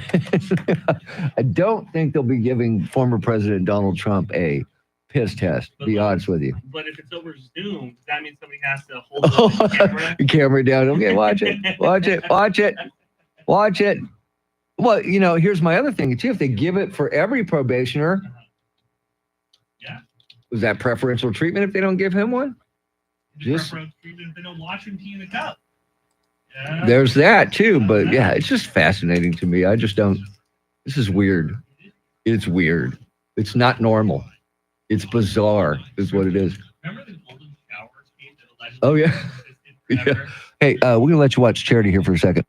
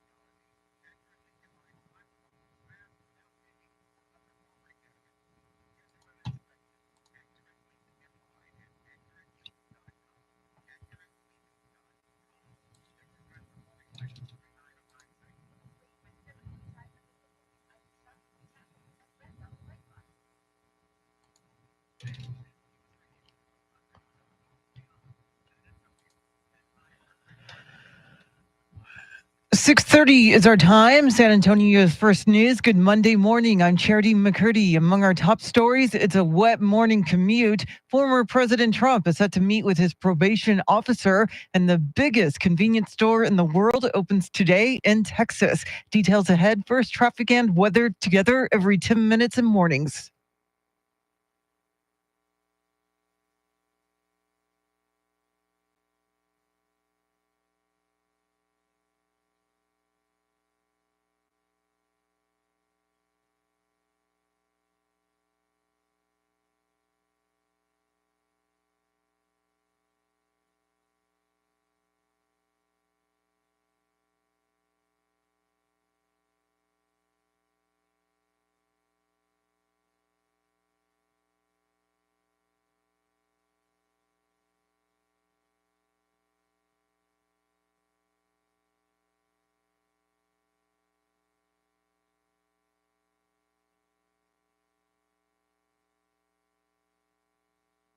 Your Weather Channel forecast for this Monday: thunderstorms this morning, partly cloudy this afternoon, a high near 95. Tonight's low near 75. Right now, 74 degrees. We are keeping our eyes on the skies and we're watching the radar. We're getting another round of showers and storms that are moving into the area from the west. It's packed with strong winds, possibly some small hail and heavy downpours. 1 to 2 inches of rain are expected. This follows showers and storms that hit the San Antonio area overnight.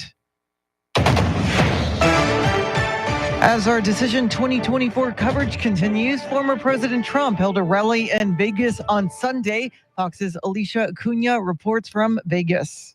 Former President Trump, when he was in California, he raised $33.5 million in private fundraisers. Then he came here to Las Vegas and made news when he made this campaign promise. When I get to office, we are going to not charge taxes on tips, people making tips. During his Western state swing, Trump has also continued to hammer President Biden's executive action to curb the number of migrants seeking asylum. Crooked Joe signed an executive order that is pro-invasion, pro-child trafficking, pro-woman trafficking, pro-human trafficking. From here, Trump heads back to Mar-a-Lago. Homeland Security officials say thousands of migrants have been deported already as a result of the new executive orders from President Biden. Meantime, Trump is scheduled to sit down with a probation officer today. He will take part in a virtual interview with the officer in New York City from his Mar-a-Lago estate in Florida. This comes after his conviction last month on 34 counts of falsifying business records. Trump is set to be sentenced July 11th. First son Hunter Biden is back in court this week. Here's Fox's Ryan Schmelz. The trial involving President Biden's son is expected to wrap up this week in Delaware. Hunter Biden is facing 3 felony charges for allegedly lying about his drug use when he purchased a gun in October of 2018. Biden could face decades behind bars if convicted by a jury. He has pleaded not guilty on all charges. First Lady Dr. Jill Biden was at the courthouse last week to support Hunter. He is also facing unrelated tax charges that will be tried separately. In Washington, Ryan Schmelz, Fox News. The White House is hosting a concert for Juneteenth today on the South Lawn. The event will boast award-winning Black artists from across musical genres, including Patti LaBelle, Gladys Knight, Bettina Miller, and more. Comedian Roy Wood Jr. and the president's own United States Marine Band are also on the lineup. Democrats are targeting the U.S. Senate race in an effort to unseat Ted Cruz, but political experts say there's little chance they can win despite increased campaign spending supporting Democrat Colin Allred. Cliff Saunders has more. They've invested more money now than they did in 2018 for Beto O'Rourke. If they are putting money into Texas thinking that they can win, it shows that they are very, very desperate. Because, as RNC committeeman Robert Armstrong says, Allred is no Beto. Allred has been a poor congressman at best. He wins in a solidly Democrat seat in the Dallas area, and Beto O'Rourke generated a whole lot more excitement than he did. Cruz is up by double digits in some polls, and no Democrat has won statewide office in Texas since 1994. Well, the U.S. Supreme Court is expected to make some major decisions this month. The conservative majority court had several noteworthy decisions pending before summer recess, including on cases regarding presidential immunity, the obstruction charges against the January 6 Capitol rioters, the FDA's approval of the mifepristone abortion pill, and abortion access in medical emergencies. Also on the docket this month are rulings on gun access for domestic abusers and whether bump stocks can be federally banned. Well, the propaganda war between North and South Korea is looking to escalate. South Korea's booming anti-North Korean messages over loudspeakers stationed at the border. They last did this in 2018, but the broadcasts have resumed in response to recent actions by the North. Over 1,000 balloons carrying trash and manure have been sent south over the past few weeks, something North Korea said was its own retaliation to activists floating propaganda onto its territory. Kim Yo-jong, the powerful sister of Pyongyang leader Kim Jong-un, has warned of a very dangerous situation and a new response if the loudspeakers continue to blare. Jonathan Savage, Fox News. Well, a new outdoor basketball half court is now available to the public at the Rocket La Cantera. The half court opens Saturday as part of the Play SA program. The public is welcome to use it for pickup games, shoot around, or free play from 9 a.m. to 9 p.m. every day. Spurs Give, a nonprofit affiliated with Spurs Sports and Entertainment, will use the space for basketball clinics and other events throughout the year. Well, as of this morning, Texas is now home to the largest Buc-ee's location in the country. The newest Buc-ee's Travel Center opened its doors in Luling, boasting over 75,000 square feet. Stan Beard of Buc-ee's said in a statement, quote, "It's particularly exciting considering this is the Buc-ee's that started it all, so we are really looking forward to celebrating with the incredible people of Luling," unquote. Luling was where the first Buc-ee's Travel Center opened in 2003. The new center will bring around 200 jobs to the Luling area. This is the 50th Buc-ee's location, which has stores across Texas and the South. Eric Lycum, News Radio 1200 WOAI. San Patricio County officials are reporting that a missing woman from Seguin has been found dead. The woman's sister reported her missing last Wednesday. Deputies found the 29-year-old woman's body late Saturday night inside her SUV near a rest stop on I-37. Her cause of death is not yet known. It is 6:37. Traffic and weather together in a minute, but first, a check of your money and the world of business. Scott Carr is live at the Bloomberg News Desk.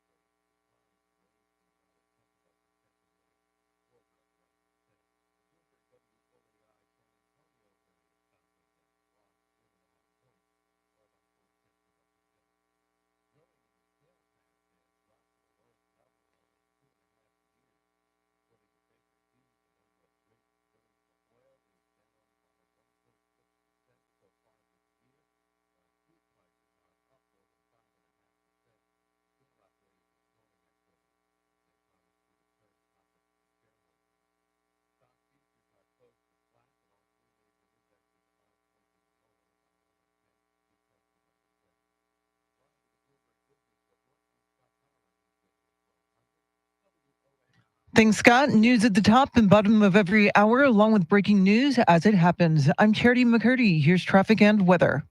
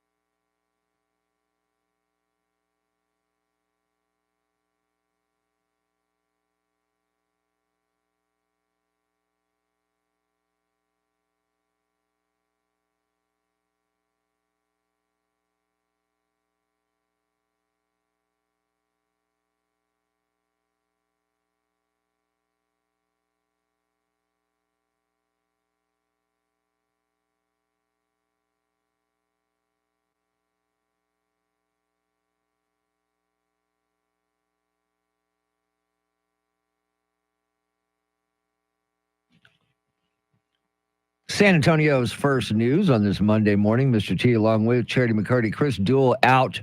He is feeling under the weather. Hopefully he returns tomorrow. We just want him to get well as fast as possible. Up next, it is Those Were the Days with Charlie Parker. Right now, we welcome in White House correspondent John Decker. So, John, First Lady Jill Biden has been racking up a lot of air miles in the past week. Where has she been? Well, she's been in France twice. So, last week, President Biden leading the U.S. delegation commemorating the 80th anniversary of D-Day. The First Lady, Monday, Tuesday, and Wednesday of last week, you may recall, in a federal courtroom supporting her stepson, Hunter Biden, in Wilmington, Delaware. Wednesday night of last week, she flew over to join President Biden in Normandy, France, for that commemoration.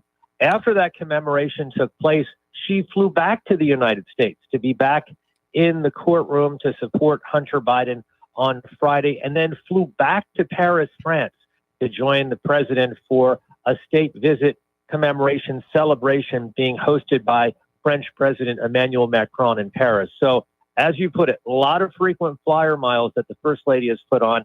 She was in that courtroom supporting Hunter Biden 4 out of 5 days last week, thanks to government aircraft. And John, aside from the jaw-dropping cost, from a climate activism standpoint, the optics can't be great considering flying makes up a large part of our emissions footprint.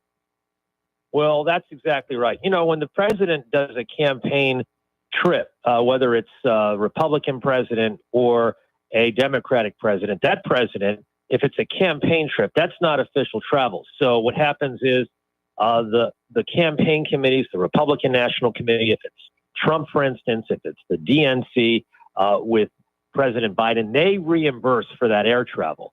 But when it's personal travel, and that's exactly what we're talking about here, there is no reimbursement. So you may recall all of the trips that former President Donald Trump took down to Mar-a-Lago in Florida during the course of his 4 years in office. He did not in any way reimburse the government for those trips that he spent, those long weekends down at Mar-a-Lago. Similarly, the First Lady, Jill Biden, not reimbursing the government for these clearly personal trips that she took back and forth on government aircraft. Now, why is it policy for the government to pick up the tab? Is it all strictly security?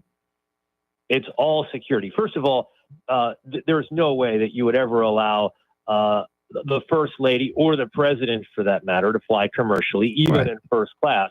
But beyond that, it's government aircraft in which they use to get from here to there, whether it's domestic travel or foreign travel.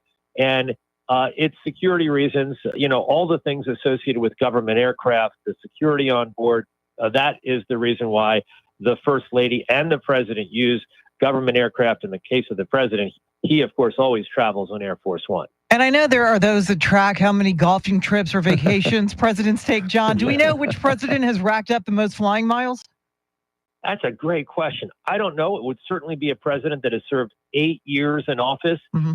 So, you could narrow down the list there, whether it's George W. Bush or Barack Obama or Bill Clinton, the most recent two-term presidents. But I don't know the answer to that. I'm going to look into that. That's a great question that you've asked. Thanks. And John, before I let you go, I got to ask, man, Boston Celtics now up 2-0. Dallas came out last night, looked like they were ready to play, but they just couldn't get it done.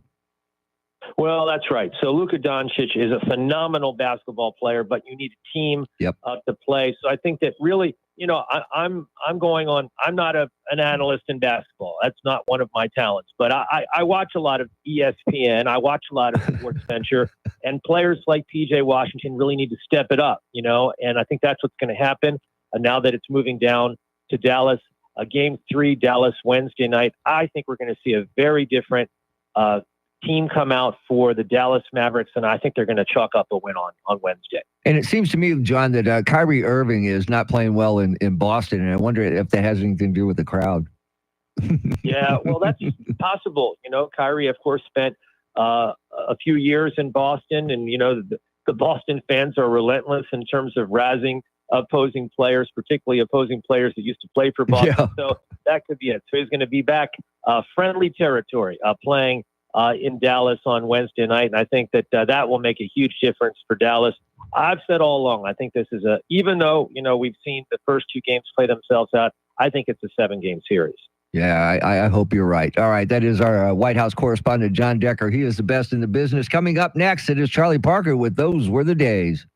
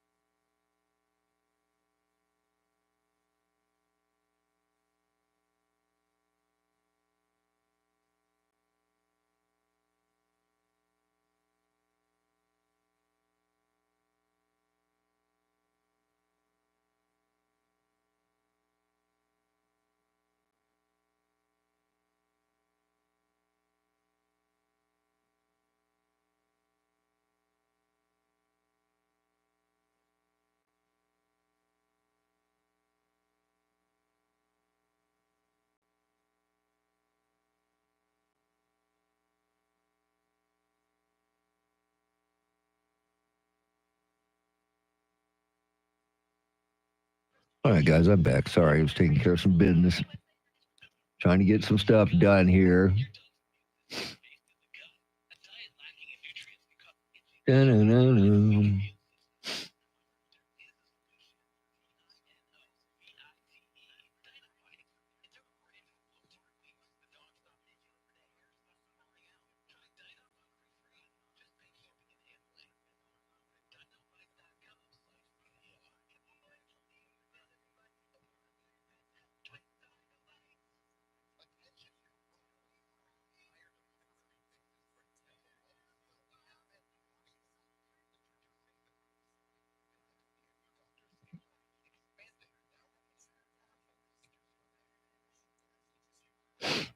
Ah.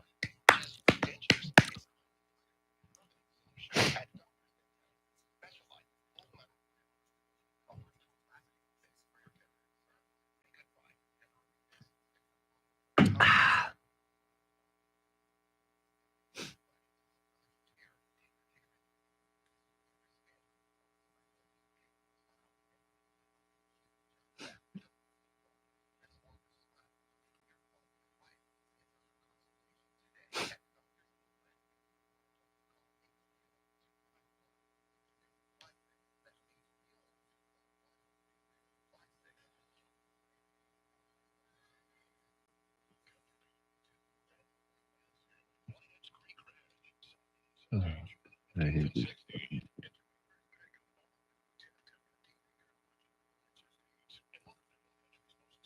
Ah. Mm.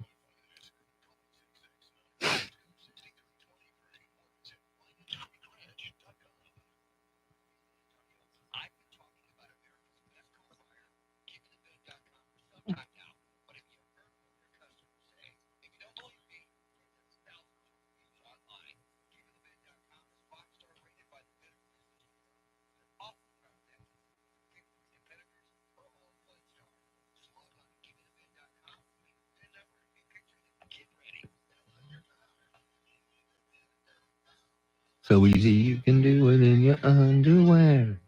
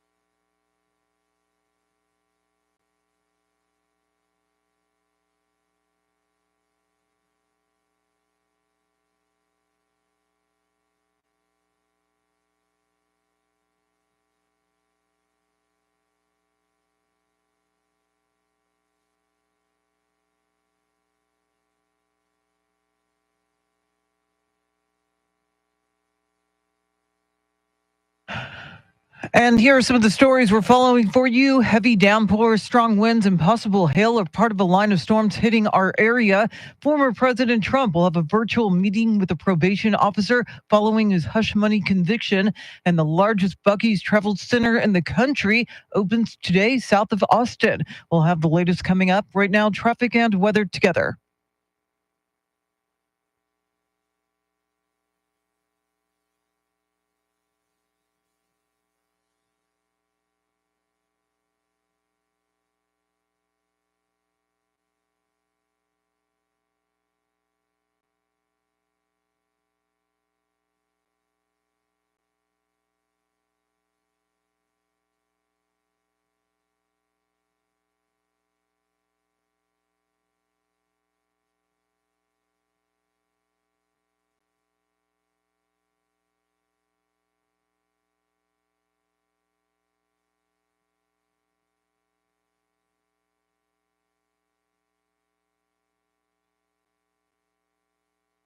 Rain moving into our area as we speak from the west, and some of it could be severe.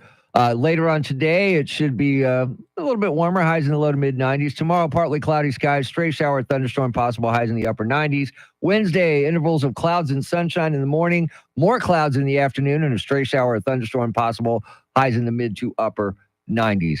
75 in Terrell Hills, 75 in Alamo Ranch, and 73 here in Stone Oak. WOAI News Time, 6:55.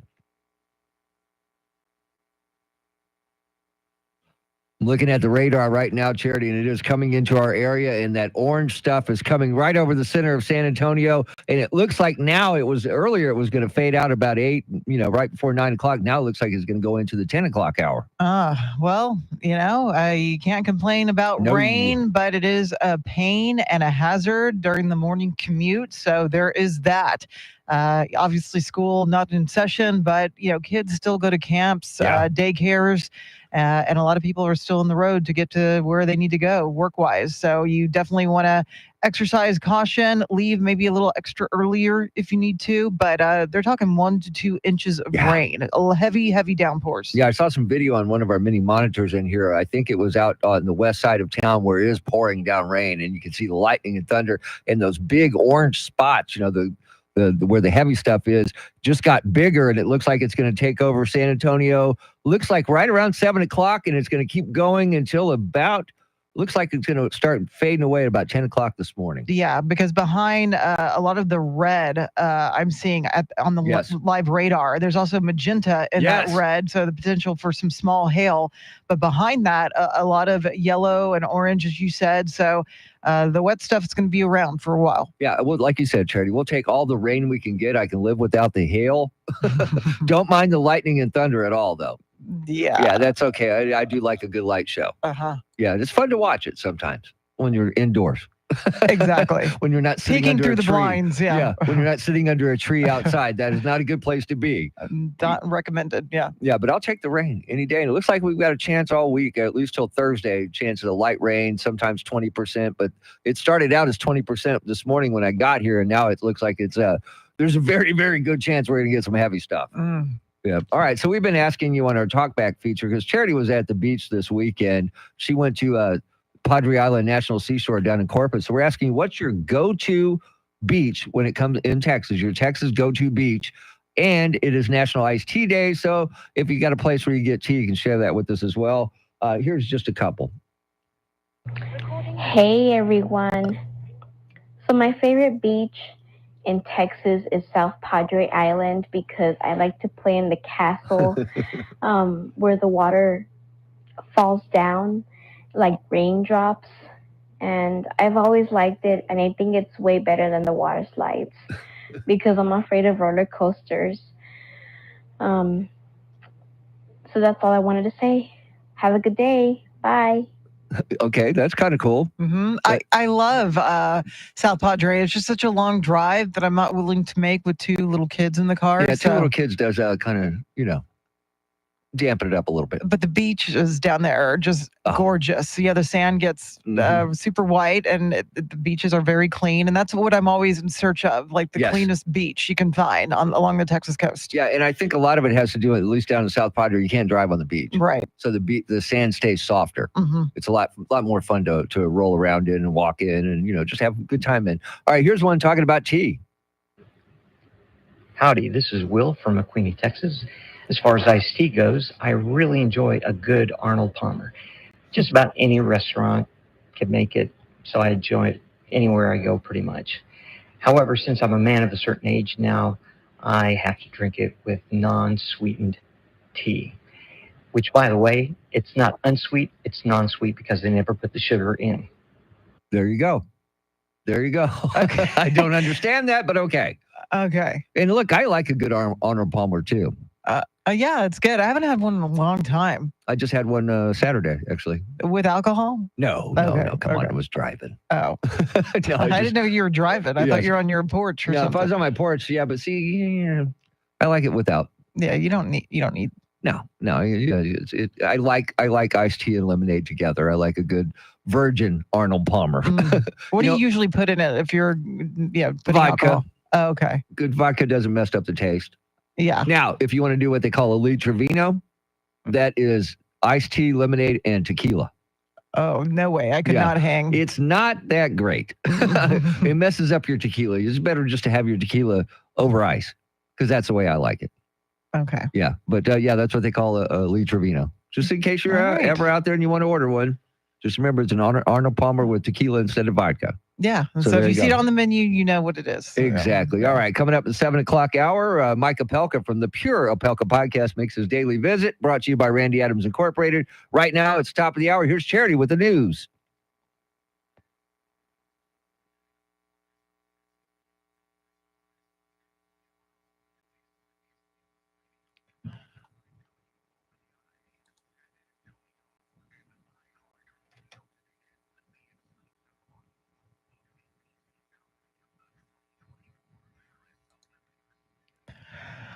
Seven o'clock is our time. San Antonio's first news. Good Monday morning. I'm Charity McCurdy. Among our top stories, the morning commute is being met with heavy downpours. Former President Trump is set to meet with his probation officer, and the IDF rescues 4 hostages in Gaza.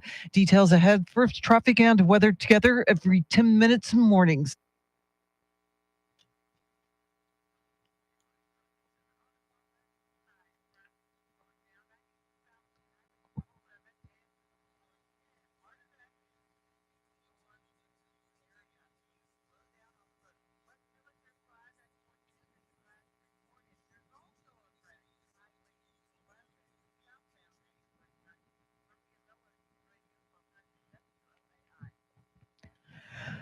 Your Weather Channel forecast for this Monday: morning showers and storms, partly cloudy this afternoon, a high near 95. Tonight's low near 75. Right now, 74 degrees. Well, we're keeping our eyes on the skies and we're watching the radar. We're getting another round of storms that are moving into the area from the west. It's packed with strong winds, possibly some small hail and heavy downpours. 1 to 2 inches of rain are expected. This follows showers and storms that hit overnight. Keep it right here for the very latest. As our Decision 2024 coverage continues, former President Trump held a campaign rally in Las Vegas yesterday where he said he's the best person to handle the job instead of President Biden, and argued many Americans want to see the success they had from his administration. We're a party of common sense. We want to have that strong military. I totally rebuilt the military. All of the things that we did, that's what they want. The greatest economy in the history of our country is what we had, and people want to go back. Meantime, Trump will be interviewed by a probation officer today following his hush money trial conviction. Here's Fox's Kevin Gretzky. Several unnamed sources tell the Associated Press the former president will speak to New York probation officials via video from Mar-a-Lago. This is prior to his July 11th sentencing date, following his conviction for falsifying business records in the so-called hush money case, where it was determined he paid off porn star Stormy Daniels to keep an alleged affair quiet before the 2016 election. President Trump maintains he is innocent. The purpose of the interview is to prepare a report for the judge, which can be used to determine proper punishment. Judge Juan Merchan can hand down a sentence ranging from probation and community service to 4 years in prison. Kevin Uretsky, Fox News. Texas Democrats are trying to put the best face on an uphill battle they faced in the fall elections. The party faces internal splits over how to respond to immigration and the Israel-Hamas war, and they're saddled with an incumbent president who's deeply unpopular in Texas. During the Texas Democratic Party's convention in El Paso, they agreed to defy Republican extremism, to champion abortion rights, public education, and gun control, and to scare people with the idea of a second Trump presidency. Well, school choice may soon become a reality in Texas after wins in the GOP primaries. While political watchers say the numbers appear to be there in the House, there are questions about the Senate. There's a couple state senators that will be retiring. They might be no votes. And so we're not sure exactly how many votes we truly have in the Senate. Christian Collins with the Texas Youth Summit says they're working to make sure any bill that is considered isn't watered down. He says while proponents of school choice have made progress, only time will tell whether or not Texas gets strong school choice. Hunter Biden's federal firearms trial picks back up today in Delaware. The president's son is accused of illegally buying and possessing a gun while being addicted to drugs. There's been no official word yet, but it is possible Hunter will take the stand to testify. Friday saw his oldest daughter, Naomi Biden, questioned about her father's drug use. She said she knew at some point that he was struggling with addiction, but was hopeful that he was making progress after entering rehab. A member of Israel's war cabinet resigned yesterday, and now Israel's prime minister wants him back. Here's Fox's Ashley Strohmeyer. Israeli Prime Minister Benjamin Netanyahu is urging Benny Gantz to change his mind and rejoin the country's war cabinet. Gantz, a centrist member, resigned from the government yesterday over Netanyahu's handling of the war in Gaza. He was expected to step down on Saturday, but that plan was put on hold after the IDF rescued 4 Israeli hostages. Gantz's leaving does not pose an immediate threat to Netanyahu, but it means he will need to rely more heavily on his far-right allies. Gantz has grown frustrated with Netanyahu's handling of the war, accusing him of putting his own political survival over the country's security needs. Caterpillar's development of a new industrial engine means jobs are coming to the San Antonio area. The company recently announced plans to invest $70 million in its Schertz facility to make components for the new C-130 industrial engine. Another $20 million is to be invested in the company's Seguin facility to assemble the engines. Caterpillar has about 2,200 employees in the greater San Antonio area. Well, the Boston Celtics are 2 wins away from NBA record 18th title following their 105-98 victory against the Dallas Mavs in Game 2 of the NBA Finals. 7 seconds remaining. The Celtics are going to take a 2-0 lead in the finals. A smothering defense here in the fourth quarter. That's ABC with the call. The series heads to Dallas Wednesday night. And WNBA star Caitlin Clark is reacting to being left off the U.S. Olympic women's basketball team. Here's Fox's Christina Coleman. Caitlin Clark told reporters she's not disappointed about not making the team. She says it's motivation, and hopefully in 4 years she could be there. She was very positive about the situation. Honestly, no disappointment. I think it just gives you something to work for. That's a dream. Hopefully one day I can be there, and I think it's just a little more motivation. Meantime, some fans and sports analysts criticized the decision to not have Clark on the Olympic team, considering the WNBA #1 draft pick is the all-time leading scorer in NCAA Division I history, and she is the fastest WNBA player to reach 200 points and 40 assists in the league's history. Millions of new fans have tuned into Clark's games to watch her compete. The roster was chosen by the Women's Basketball Committee. It is 7:06, news at the top and bottom of every hour, along with breaking news as it happens. I'm Charity McCurdy. Traffic and weather coming up.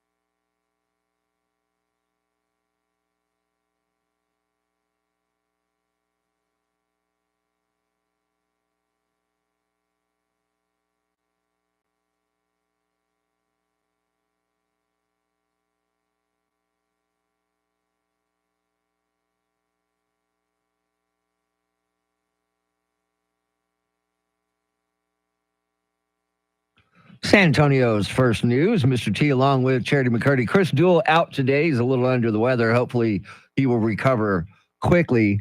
Mike Opelka from the Pure Opelka podcast makes his daily visit, brought to you by Randy Adams Incorporated, coming up at 7:20. At 7:40, the defense will start presenting its case in the Hunter Biden trial today. Our national correspondent, Rory O'Neill, joins us at 7:40. And coming up right after traffic and weather together, wait till you hear this.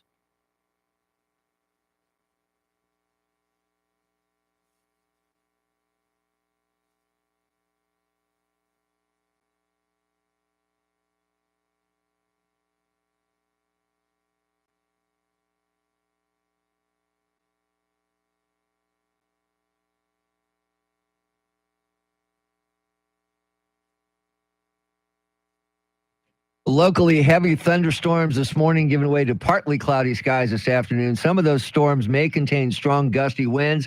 Highs today in the mid to upper 90s. Tomorrow, a mixture of clouds and sun and a stray shower or thunderstorm possible, highs in the upper 90s. And then on Wednesday, partly cloudy skies, a stray shower or thunderstorm possible, highs in the mid 90s. It is 73 in Alamo Ranch, 73 in Chavano Park, and 72 right here in Stone Oak. WOAI News Time, 7:11.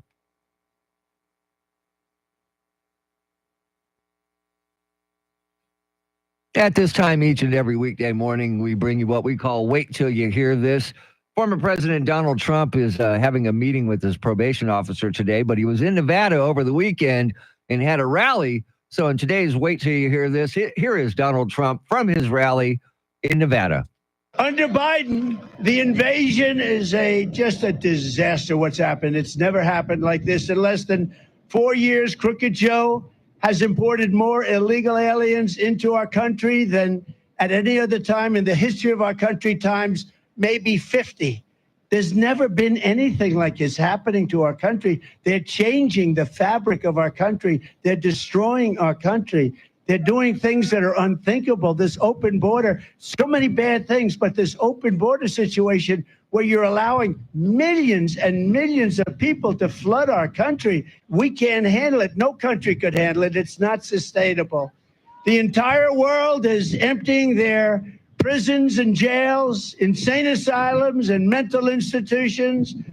They're emptying them out into your state, but they're emptying out into all 50 states. They're coming in, and there's no such thing as a border state anymore. That border is so meaningless. They just walk right through. They go right through the so-called border states, and they end up in Iowa. They end up in Idaho.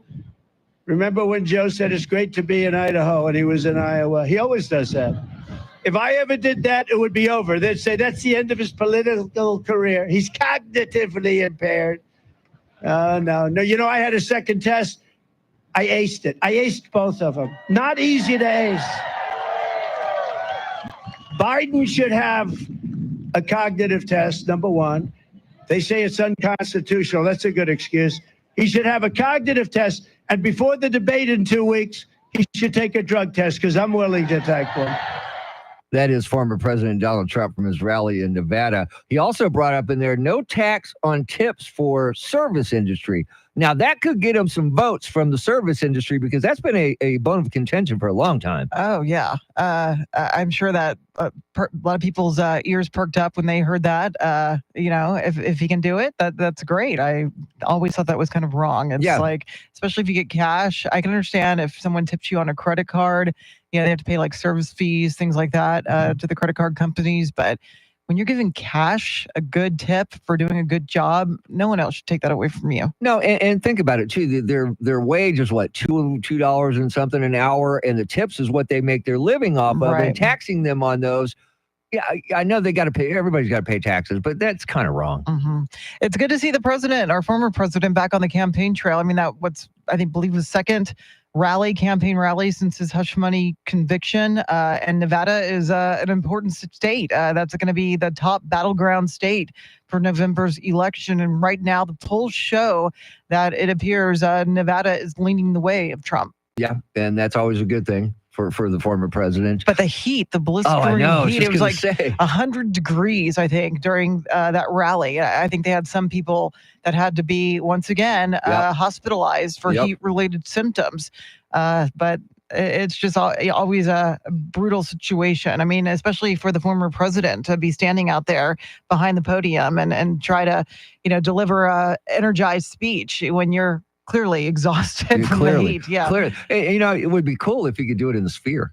Wouldn't that be cool? Yeah. You could see him, just a giant screen of Donald Trump in the Sphere. And just random eagles flying by. They can do all these graphics. Sky's the limit, man. Sky's the limit in the Sphere. Yeah. All right. Coming up, Mike Opelka from the Pure Opelka podcast makes his daily visit, brought to us by Randy Adams Incorporated. WOAI News Time 7:15.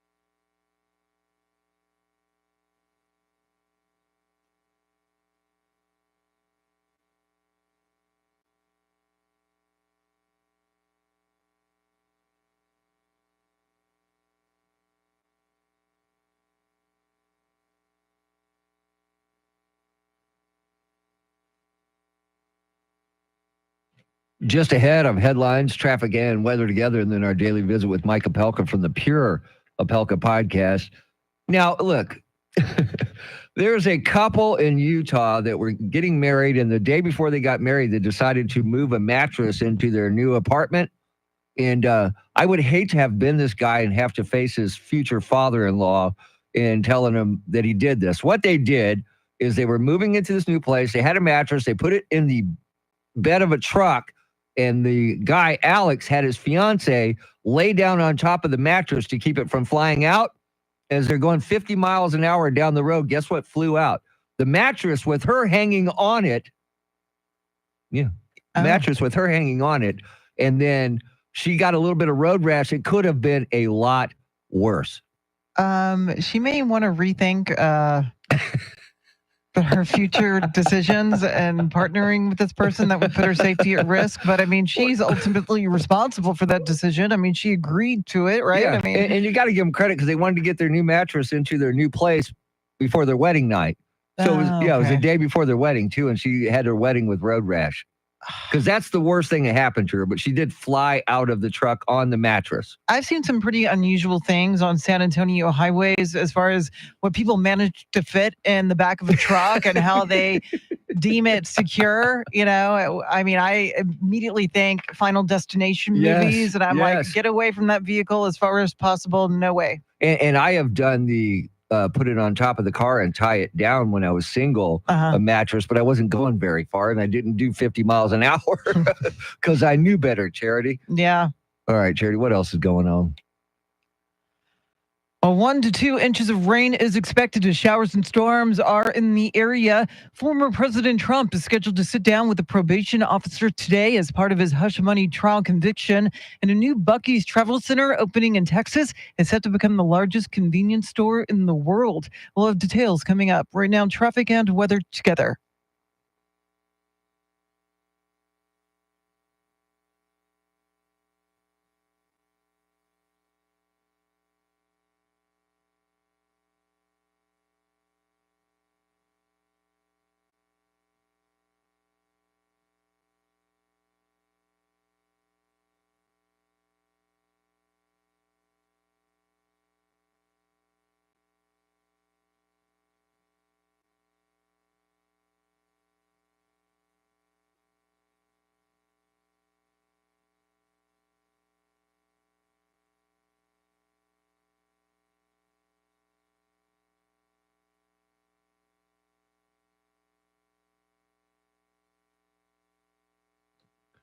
Locally, heavy thunderstorms this morning will give way to partly cloudy skies this afternoon. Some of those storms may contain strong gusty winds, highs in the mid to upper 90s tomorrow.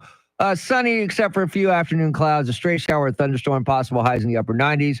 Then on Wednesday, partly cloudy skies, a stray shower or thunderstorm possible, highs in the mid to upper 90s. It is 73 at Woodlawn Lake, 77 in New Braunfels, and 72 here in Stone Oak. WOAI News Time, 721.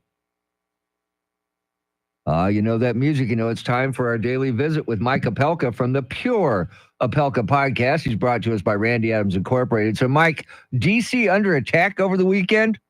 Yeah, this was crazy. Lafayette Park, which is the park that hosts the Church of the Presidents, that 4 years ago, last week, they tried to set on fire during the George Floyd Black Lives Matter riots, got a bunch of anti-Israel, pro-Palestine people, and they went after the statue of Rochambeau, the Frenchman who helped free this country from the Brits. They destroyed some of the base and spray painted on it. They actually drove the Secret Service and the park police out of the park, throwing stuff at them. But here's the quiz of the day. How many arrests do you think there were? I'm going to go with zero. Yeah, there you go. We have two winners. We'll face off in the lightning round later. Yeah, it's shameful. And Mike, former President Trump is going to be sitting through a virtual probation interview today. You think we'll get any details about how that meeting goes? I think we will. It's bound to be pretty standard. And I have a bunch of liberal friends who are saying, can you imagine how terrible it would be to be Donald Trump's probation officer? I feel bad for these people. And you know, every probation officer is going, please let it be me. Please. Because you want that. Yeah, I was Donald Trump's probation officer. This is so silly because it's all going to be overturned. We know that. Just a waste of time. And meanwhile, at a Las Vegas rally, former President Trump vows to end taxes on tips. Man, this will get him some votes from the service industry for sure. This will be huge. And apparently this was not a pre-speech idea. This is something that came to him during the speech. So he just kind of went there.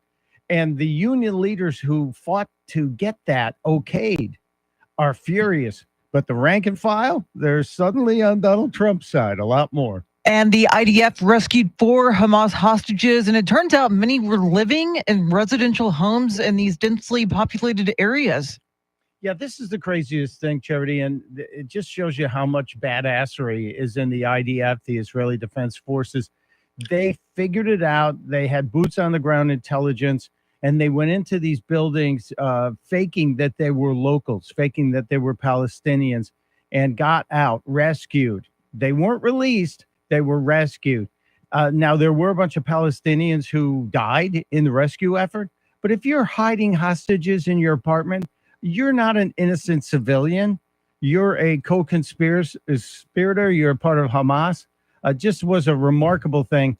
I'm still concerned about the 5 Americans we know nothing about who are still being held hostage. Amen to that. And I've always felt like my car was spying on me, Mike. Yeah, it is. Any car that's newer than 2014 has been collecting all kinds of data on you, and the car companies have it. Many of them will sell it to insurance companies, even to law enforcement, the government. A few of them will require a subpoena to get it.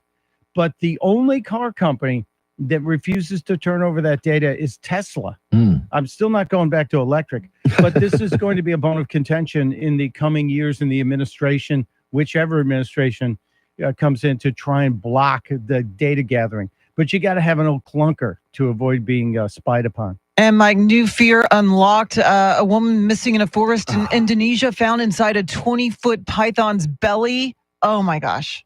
Yeah, and this also makes me wonder, Charity, how many people are now going to be wandering around the Florida Everglades knowing that we've seen all those pythons that have been released there over the past couple of decades because people realize, that pet I thought was going to be so cool at the street fair, it's now 14 feet long and it's looking at my dog and drooling. This is a horrific situation. You got to feel badly for this woman, but you also have to realize when you're in the jungle, when you're in the forest, it's not your natural habitat. And you're likely at a disadvantage at all levels. Well, one final thought before I get out of here today. I have a confession to make. My wife and I once drove 70 miles with a painting tied to the roof of our car on the Long Island Expressway at 35 miles an hour with people honking at us and giving us the finger. Yeah, but you weren't going 50 and it wasn't flying off with your wife hanging on to it, was it? No, she didn't offer to get up there and hold on to it, but it still was a pretty stupid thing, I gotta admit. Hey, but it's out there now, Mike. You can rest. It's out. Nobody. That's a secret you do not have to hold anymore. That's what we're here for, Mike. That's what we're here for. Brother. Appreciate you, Mike. That is Mike Opelka from the Pure Opelka Podcast. You can catch him each and every weekday morning at this time. Coming up at 7:40, the defense continues in the Hunter Biden trial. National correspondent Rory O'Neill joins us coming up. WOAI News Time, 7:26.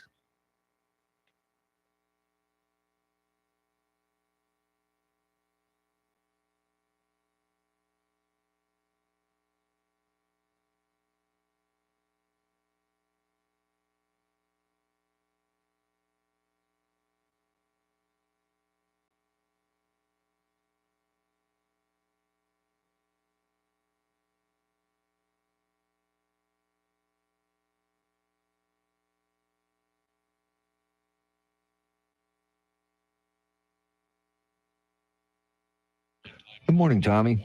Good morning, everybody.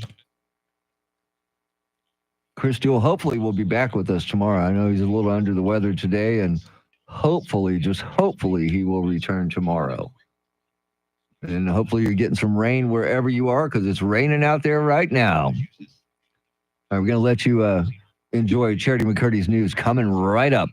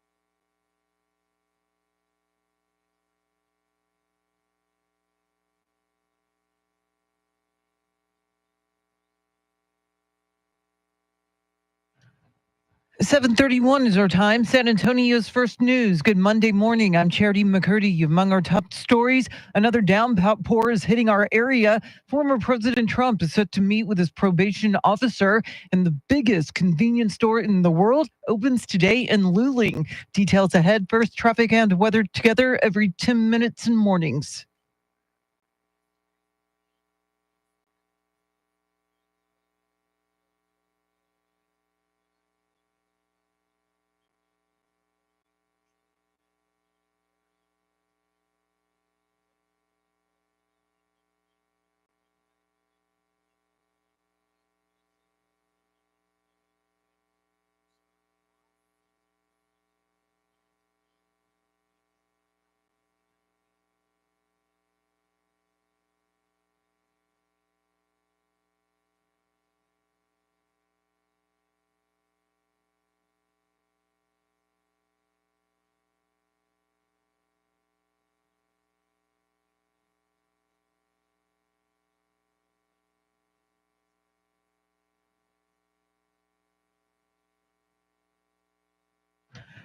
Your Weather Channel forecast for this Monday. Thunderstorms this morning, partly cloudy this afternoon, a high of 95. Tonight's low near 75. Right now, 75 degrees.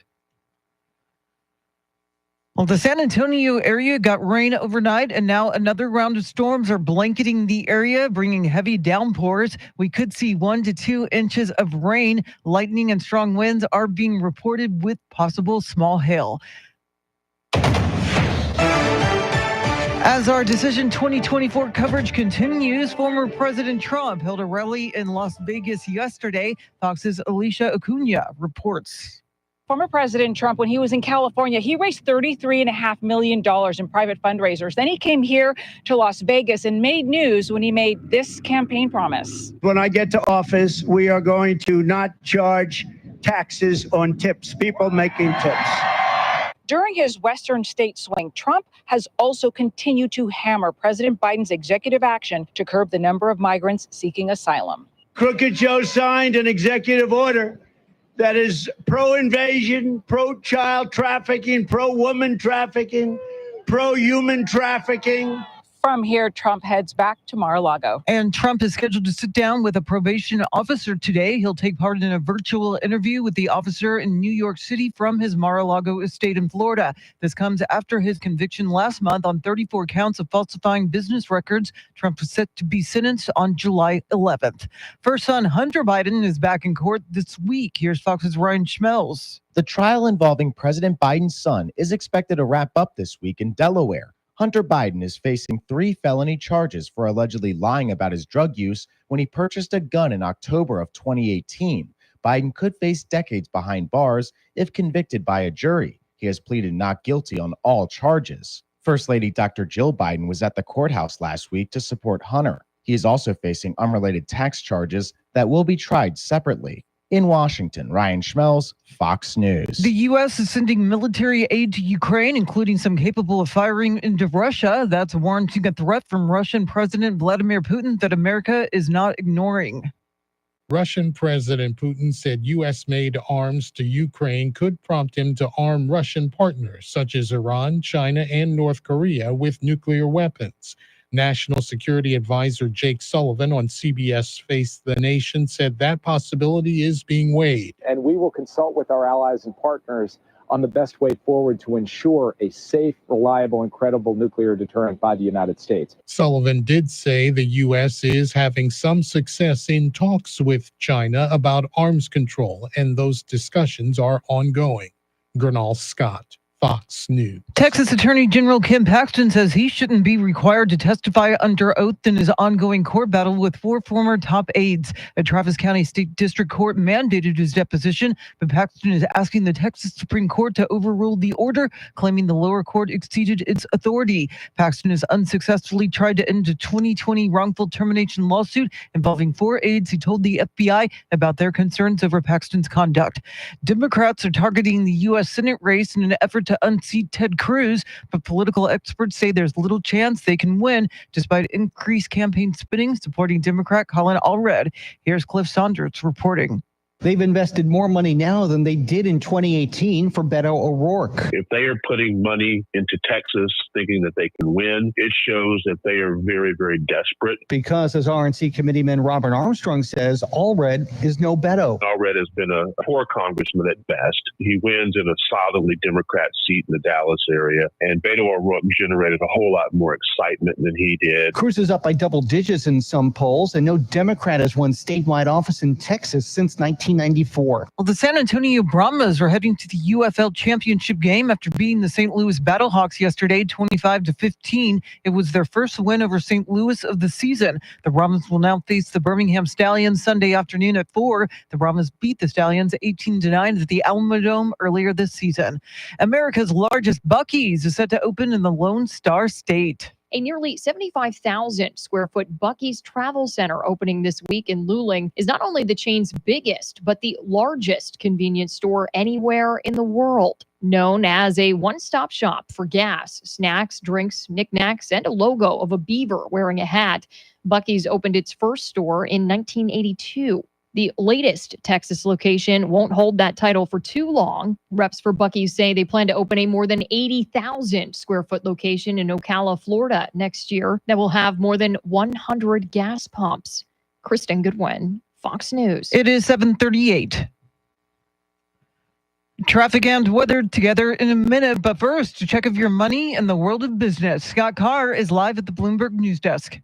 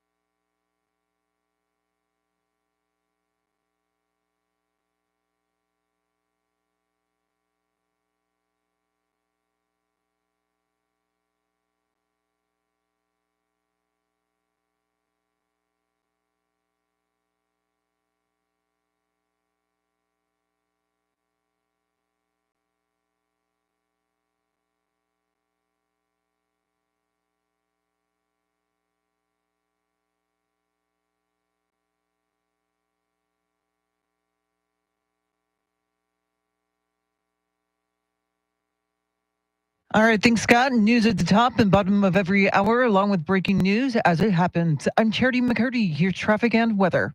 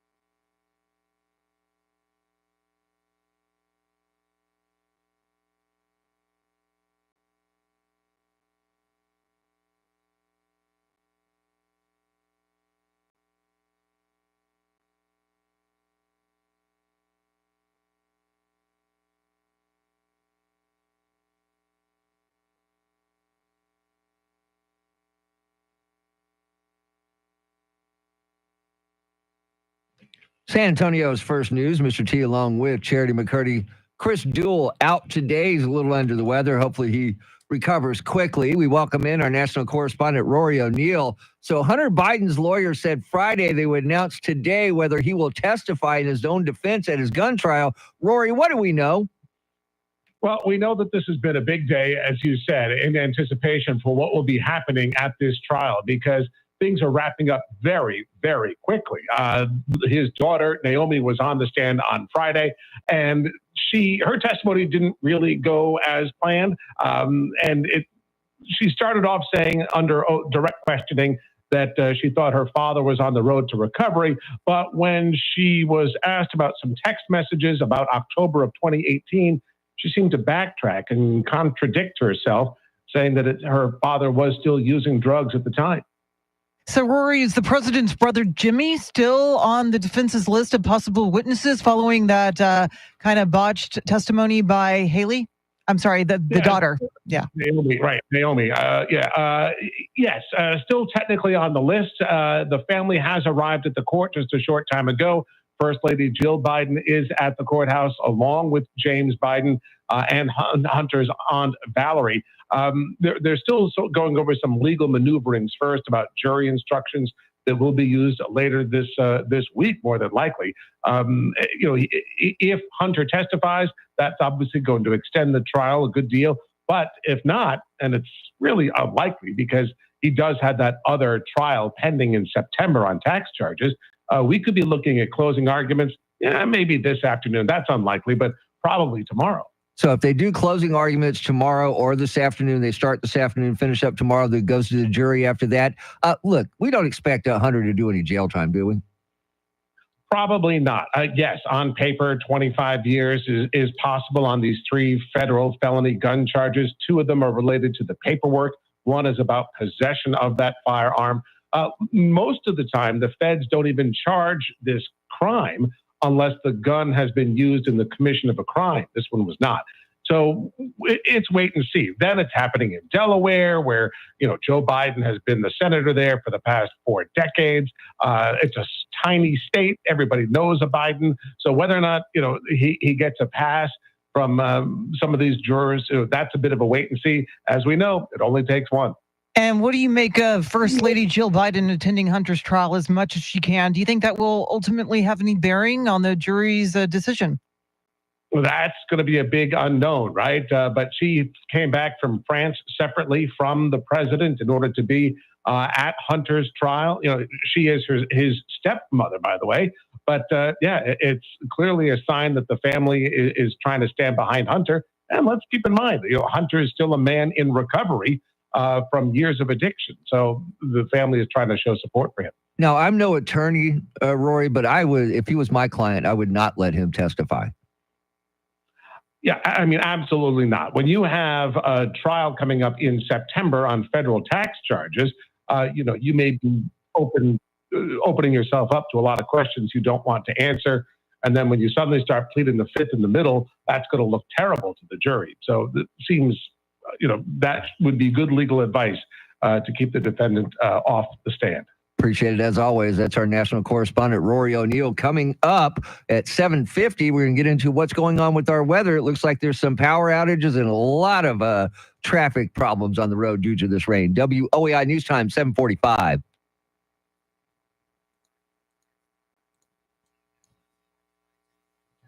Okay, everybody. Hope everybody's having rain out there where you're at, wherever you are. And thanks for checking us out this morning and all that. And hopefully everybody gets rain. We need rain. Just wanted to get over with by the time I drive home, because you know how people in San Antonio cannot drive when it's raining. That is for sure. All right. I'll be right back.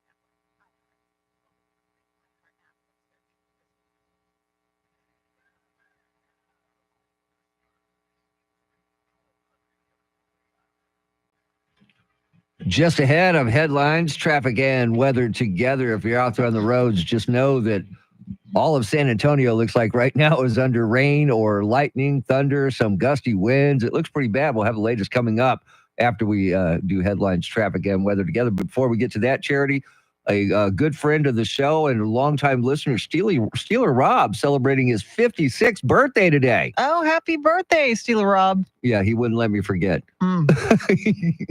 He told me Saturday when I saw him, hey, my birthday's Monday. I said, I know, we'll say something about it. So here we go. Happy birthday, Rob. Happy birthday. Charity, what else is going on? Strong showers and storms are taking a toll on power lines with over 5,000 CPS Energy customers in the dark right now. Former President Trump will sit for a virtual interview with a probation officer as part of the sentencing process for his felony conviction in the hush money case. And the San Antonio Brahmas are headed to the UFL Championship. Well, the very latest coming up right now, traffic and weather together.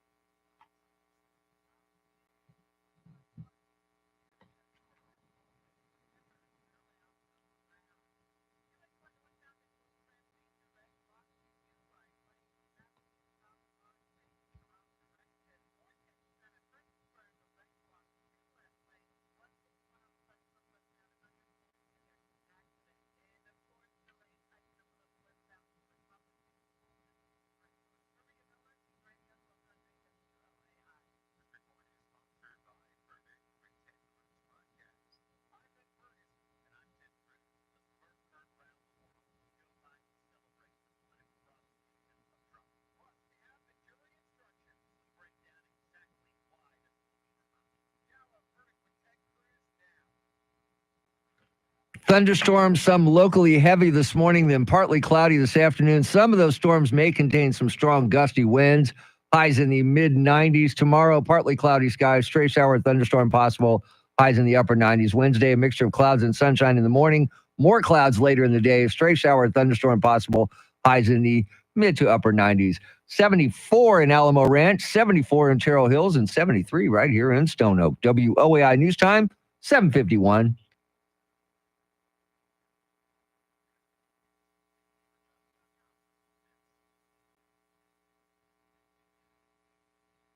San Antonio's first news. It's Mr. T along with Charity McCurdy. Chris Duell under the weather.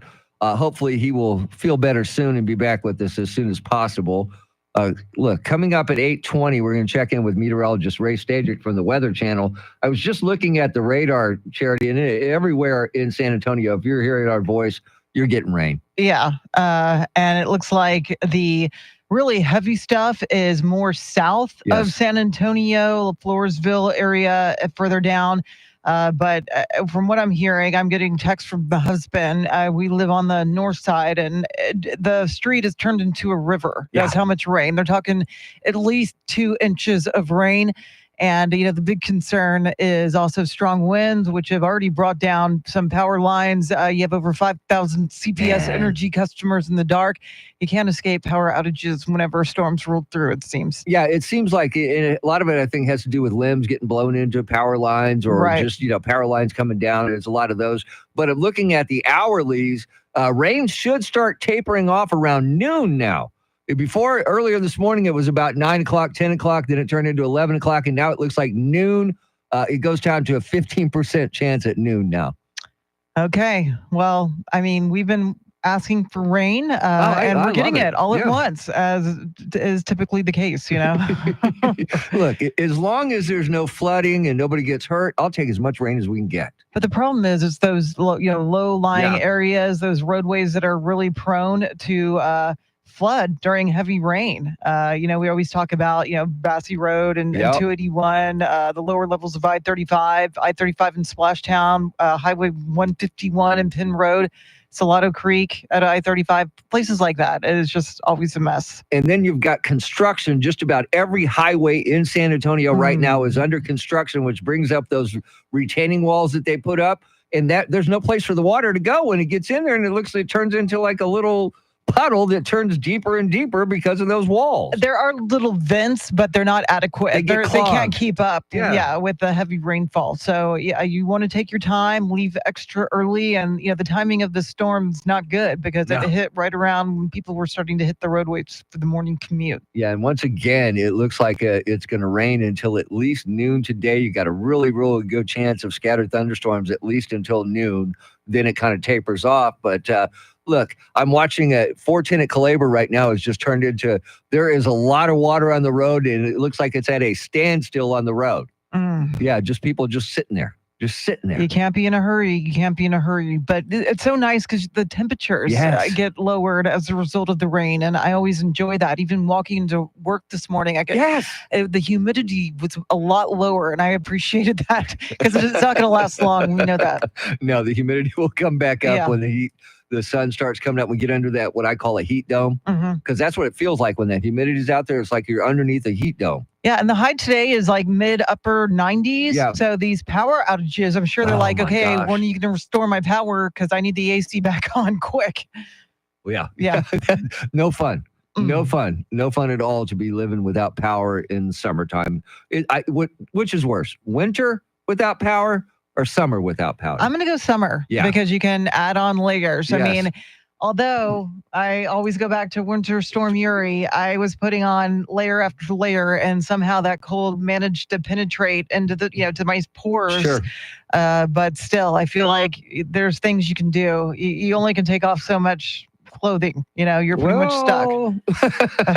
Yeah, but and also we don't really normally see temperatures as low as we saw during Winter Storm Uri. Yeah. So there is that. So in a normal, not summer winter that we have in San Antonio and South Texas, I would take power outage in the wintertime over summer any day. For sure. But we're looking at, again, mid to upper 90s for today, a little cooler, hopefully tomorrow, but we're going to be back up to near 100 by Friday. Sure. Yeah, it is. It's June in South Texas. That's what happens. It's what happens. But once again, if you're on the road, it's raining. If you're getting ready to leave your house, just know it's going to be a pretty decent chance of thunderstorms until about noon today. And to just be ready for it. That's all you got to do. You can't really, you just got to be ready for it. That's all you can say. Just be ready. And CPS Energy crews are working around the clock to restore power as they always do. And they have to work in these conditions to get power back on. Yeah, so definitely. Thank you to the men and women doing that. Yeah, that is it's a tough job, a very tough job. All right, coming up at 8:20, we're going to check in with meteorologist Ray Stajic from the Weather Channel, see what our rain is today and the rest of the week, because it looks like it's in the forecast at least until Thursday. That's what it looks like right now. And coming up at 8:10, our national correspondent Aaron Rial is off today, but Charlie Parker is here. We're going to talk about that new Buc-ee's that has opened in Luling. It opened at 6 o'clock this morning.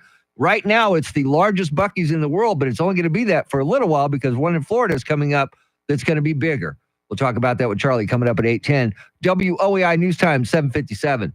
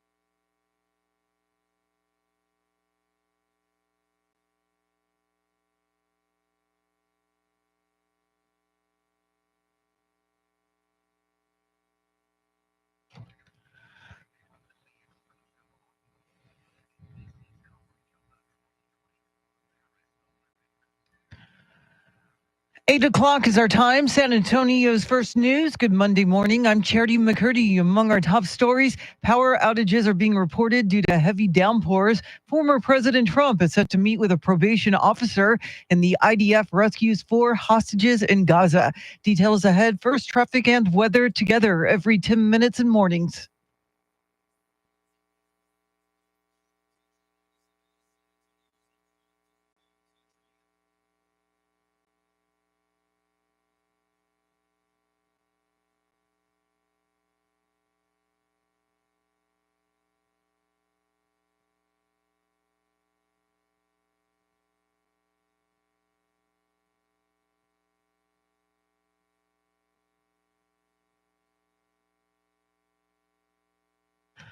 Your Weather Channel forecast for this Monday: showers and storms this morning, partly cloudy this afternoon, a high of 95. Tonight's low near 75. Get a move on. It is 75 degrees.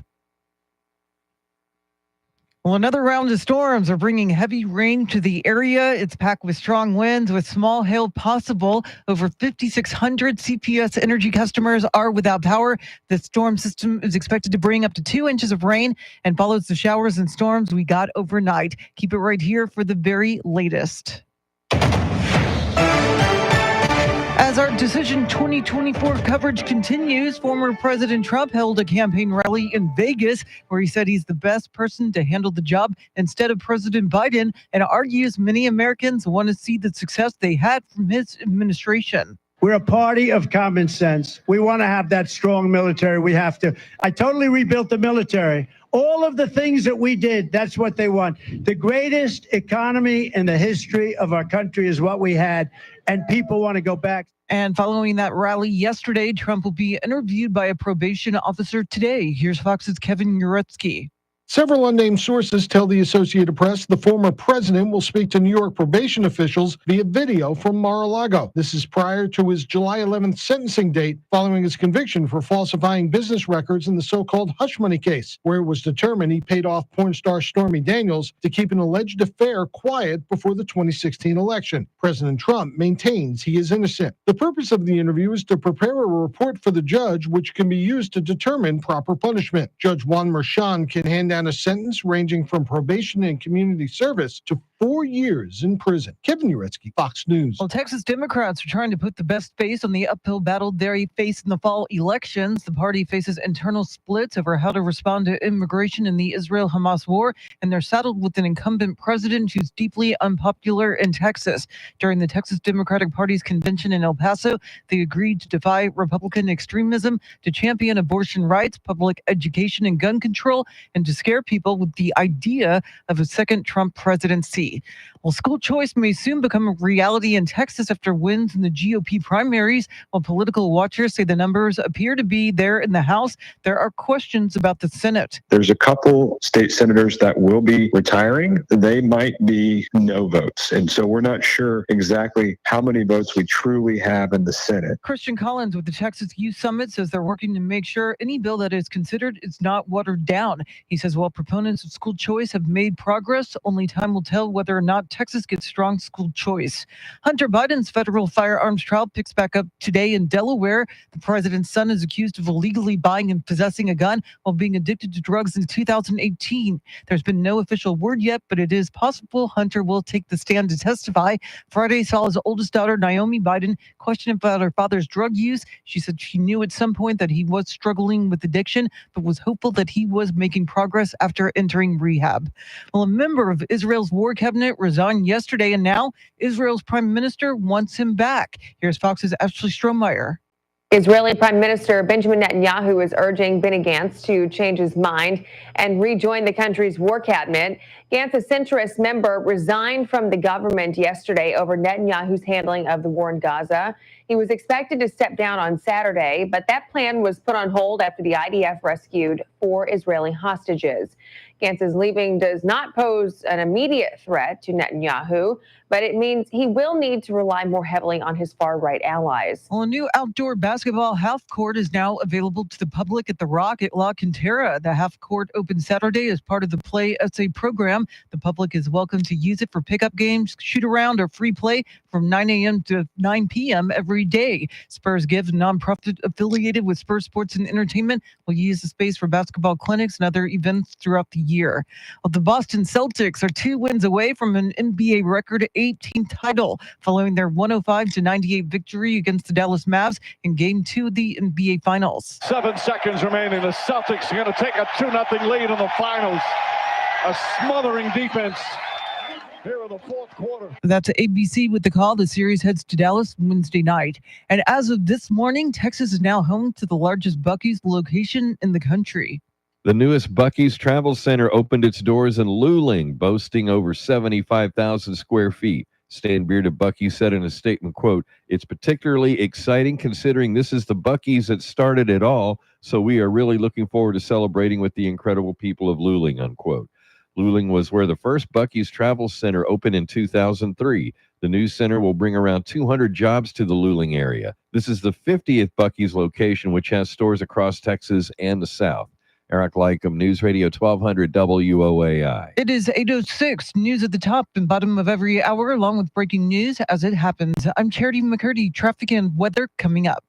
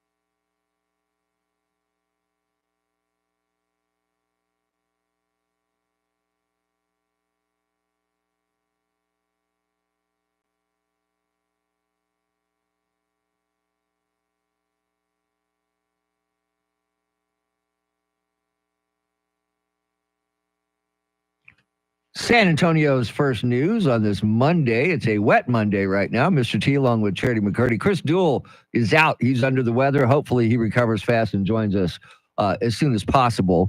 Coming up at 8:20, we're going to check in with meteorologist Ray Stadrick from the Weather Channel to see how long we're going to get this rain today and the rest of the week. Once again, at 8:20, he joins us. Right now, it's traffic and weather together.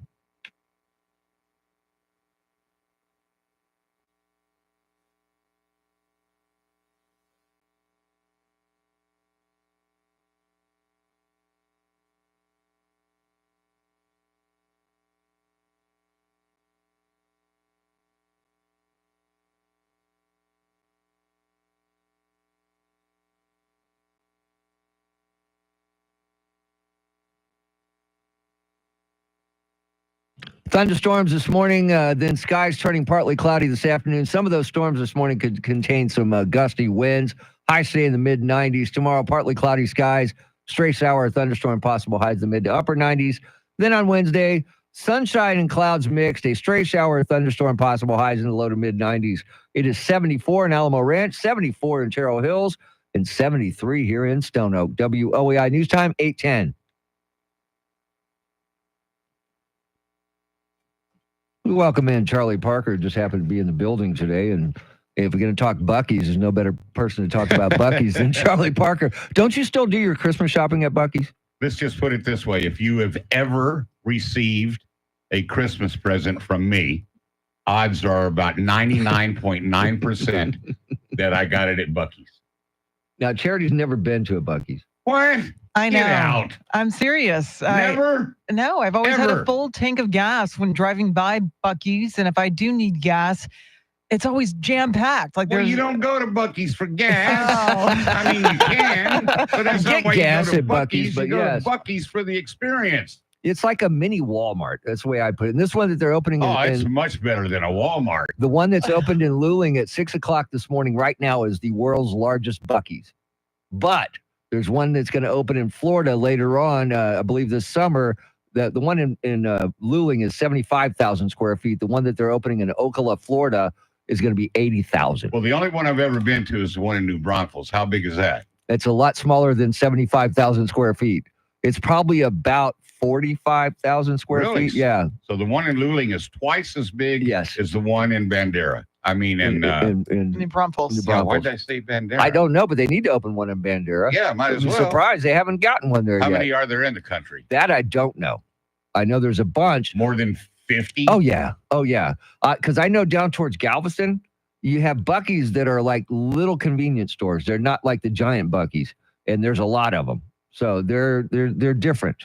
They're not as Oh, big. more than one in one town or one Oh, yeah. city. Yeah, it's like a little convenience store. But Man, I love Buc-ee's. I'm just staggered. I can't believe And I looked at anybody's never been to a Buc-ee's. well, I looked up the New Braunfels location. It was at 68,000 square feet. Okay, it's a lot bigger than that than I Okay. thought. Yeah, okay. Okay. And Tennessee, I guess, became the world's largest Until today. now. Yeah. No, until today. Yes, they were at 7450, I believe. Doesn't it 74,000. sound kind of correct that the largest right now should be in Tennessee?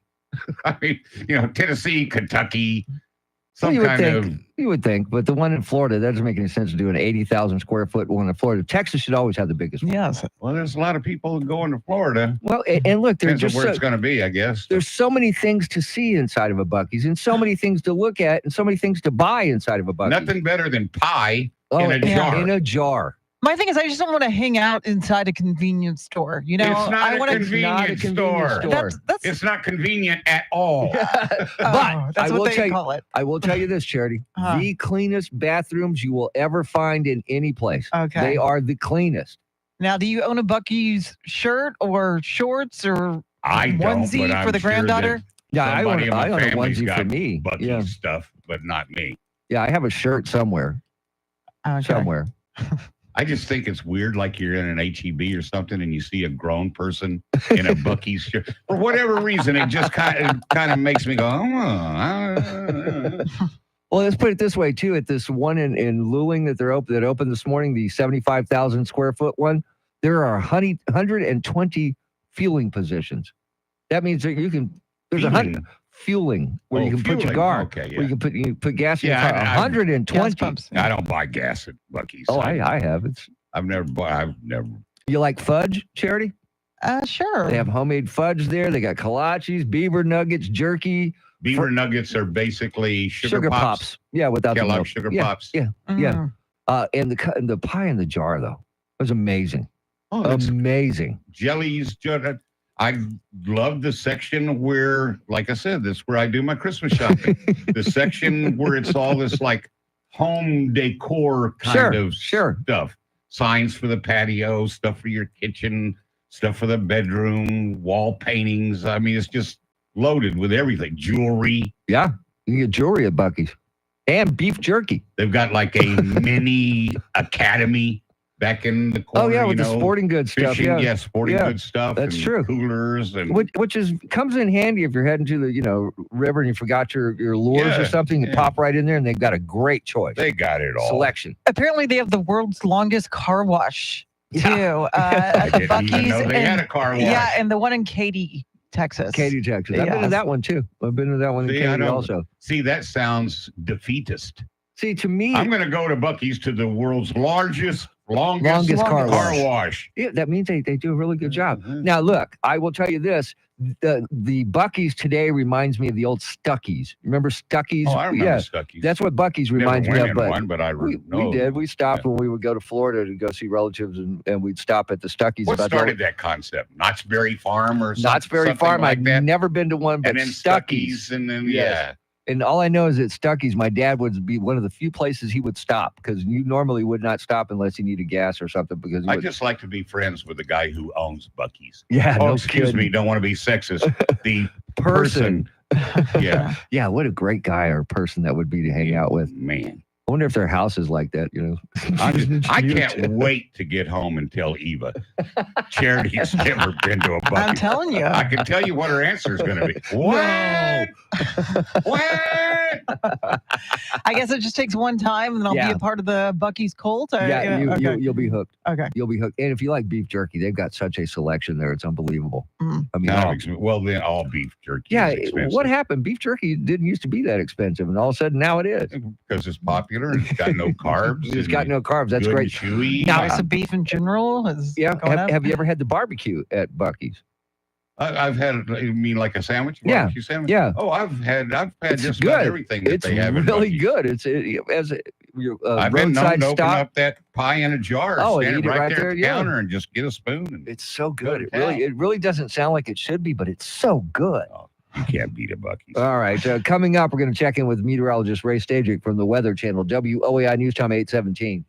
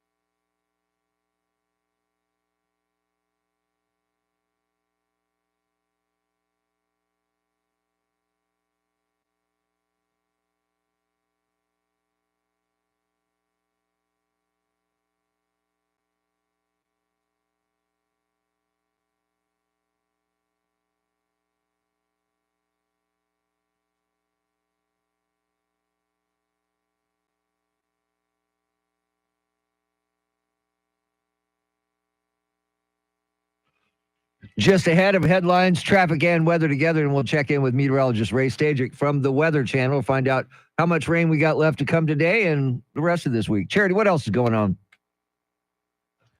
Well, nearly 10,000 CPS Energy customers are in the dark due to heavy downpours. Speaking at a Vegas rally, former President Trump vowed to end taxation of income from tips.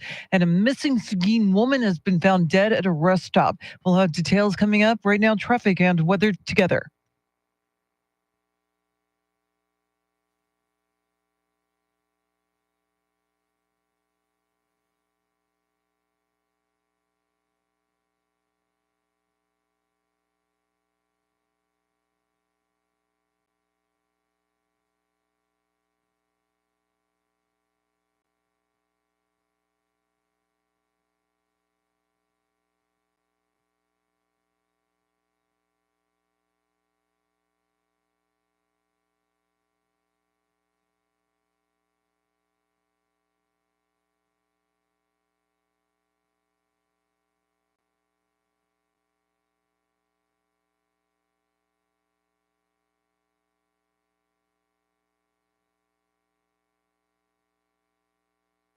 Thunderstorm this morning, and then skies turning partly cloudy this afternoon. Some of those storms may contain strong gusty winds.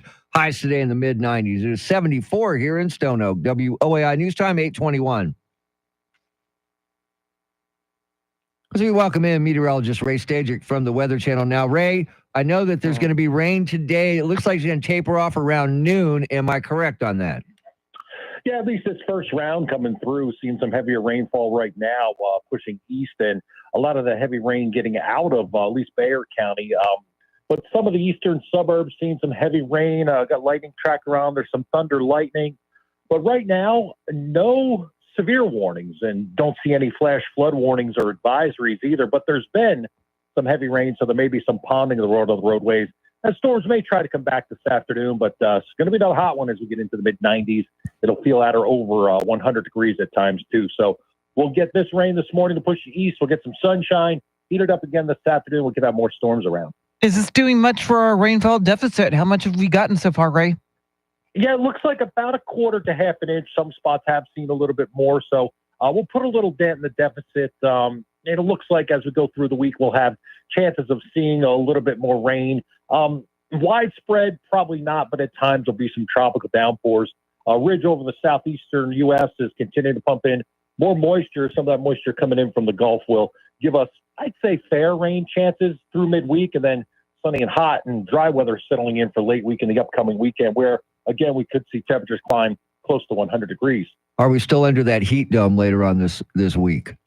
Yeah, it does look like it. After we get out of this, that heat dome is going to shift from the western Atlantic and then over the southeastern U.S., where right now there's actually a little bit of troughiness. So the eastern half of the U.S., east of the Mississippi, seeing temperatures a little bit below normal. But as that ridge builds west, that gets us even closer to maybe the western edge of this heat ridge. And that's why temperatures are going to go up and the rain chances are going to go down as we go through Friday, probably Saturday and Sunday, the two hottest days this week, where we're at or maybe even degree or two above 100 degrees. And that's the air temperature, not even factoring in the heat index, which will make it feel a little bit hotter. Yeah, with the storms, Ray, come power outages, and that's definitely not good news when it comes to the afternoon heat.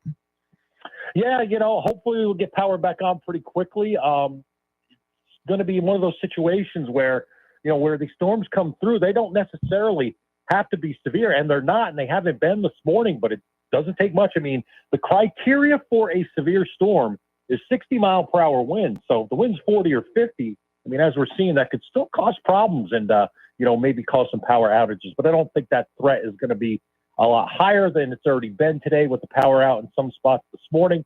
I don't think it gets any worse. Certainly, I think improving over the next few days. I don't think we'll have to worry too much more about any strong winds or very heavy rainfall. Can I go fishing Friday morning in Port Aransas? Yes. Okay, thank you. That's all I need to know. That was Charlie Parker, by the way, Ray. Oh, hey, Charlie. Yes, you can. Okay, good. Will he catch anything, Ray? No. I was a fisher. I used to fish, and I'd never had luck fishing, and I just gave it up. So hopefully Charlie Hopefully, I have better luck. Oh, I'm not worried about it. I'm going fishing with Captain Blackie. Oh, well, then you're going catching. Yeah, exactly. He's going catching, Ray. That's what he's doing. Oh, okay. Yeah, they call it fishing for everybody else. When you go with Captain Blackie, you're going catching. There you go. Appreciate it as always. Meteorologist Ray Stajic from the Weather Channel. Coming up at 8:40, we're going to check in with Joe Pag, see what he's got on his show this afternoon. WOAI News Time, 8:25.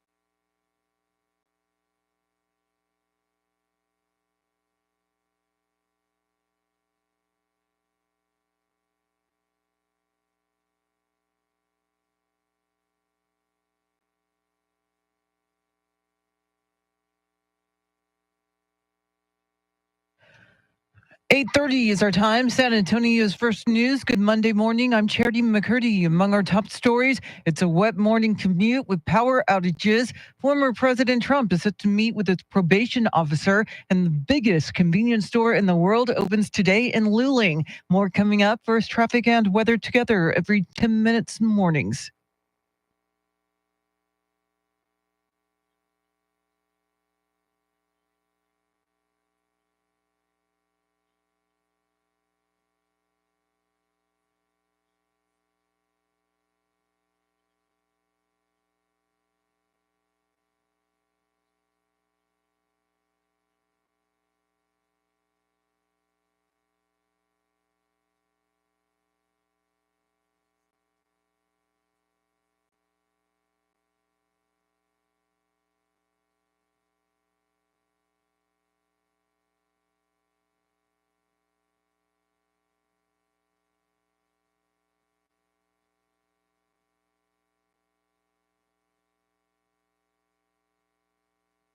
Your Weather Channel forecast for this Monday. Thunderstorms this morning, partly cloudy this afternoon, a high near 95. Tonight's low near 75. Right now, 72 degrees. Well, nearly 10,000 CPS Energy customers are in the dark due to strong winds from storms that moved through the area. Most of the severe weather is now to the south of us, but rain remains in the forecast through 10 a.m. 1 to 2 inches of rain is expected. Keep it right here for the very latest. As our Decision 2024 coverage continues, former President Trump held a rally in Las Vegas yesterday. Here's Fox's Alicia Acuna. Former President Trump, when he was in California, he raised $33.5 million in private fundraisers. Then he came here to Las Vegas and made news when he made this campaign promise. When I get to office, we are going to not charge taxes on tips, people making tips. During his Western state swing, Trump has also continued to hammer President Biden's executive action to curb the number of migrants seeking asylum. Crooked Joe signed an executive order that is pro-invasion, pro-child trafficking, pro-woman trafficking, pro-human trafficking. From here, Trump heads back to Mar-a-Lago. And Trump is scheduled to sit down with a probation officer today. He'll take part in a virtual interview with the officer in New York City from his Mar-a-Lago estate. This comes after his conviction last month on 34 counts of falsifying business records. Trump is set to be sentenced on July 11th. First son Hunter Biden is back in court this week. Here's Fox's Ryan Schmelz. The trial involving President Biden's son is expected to wrap up this week in Delaware. Hunter Biden is facing 3 felony charges for allegedly lying about his drug use when he purchased a gun in October of 2018. Biden could face decades behind bars if convicted by a jury. He has pleaded not guilty on all charges. First Lady Dr. Jill Biden was at the courthouse last week to support Hunter. He is also facing unrelated tax charges that will be tried separately. In Washington, Ryan Schmelz, Fox News. Well, Democrats are targeting the U.S. Senate race in an effort to unseat Ted Cruz, but political experts say there's little chance they can win despite increased campaign spending supporting Democrat Colin Allred. Here's Cliff Saunders reporting. They've invested more money now than they did in 2018 for Beto O'Rourke. If they are putting money into Texas thinking that they can win, it shows that they are very, very desperate. Because, as RNC committeeman Robert Armstrong says, Allred is no Beto. Allred has been a poor congressman at best. He wins in a solidly Democrat seat in the Dallas area, and Beto O'Rourke generated a whole lot more excitement than he did. Cruz is up by double digits in some polls, and no Democrat has won statewide office in Texas since 1994.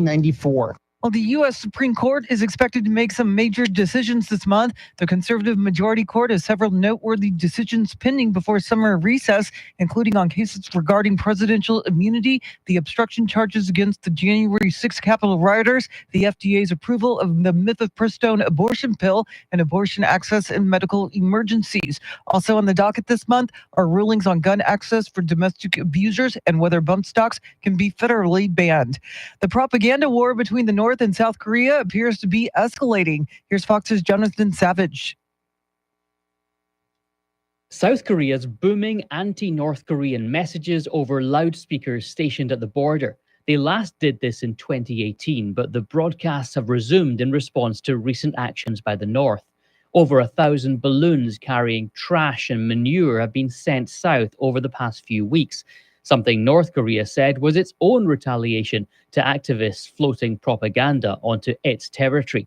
Kim Yo-jong, the powerful sister of Pyongyang leader Kim Jong-un, has warned of a very dangerous situation and a new response if the loudspeakers continue to blare. Jonathan Savage, Fox News. San Patricio County officials are reporting that a missing woman from Seguin has been found dead. The woman's sister reported her missing last Wednesday. Deputies found the 29-year-old woman's body late Saturday night inside her SUV near a rest stop on I-37. Her cause of death is not yet known.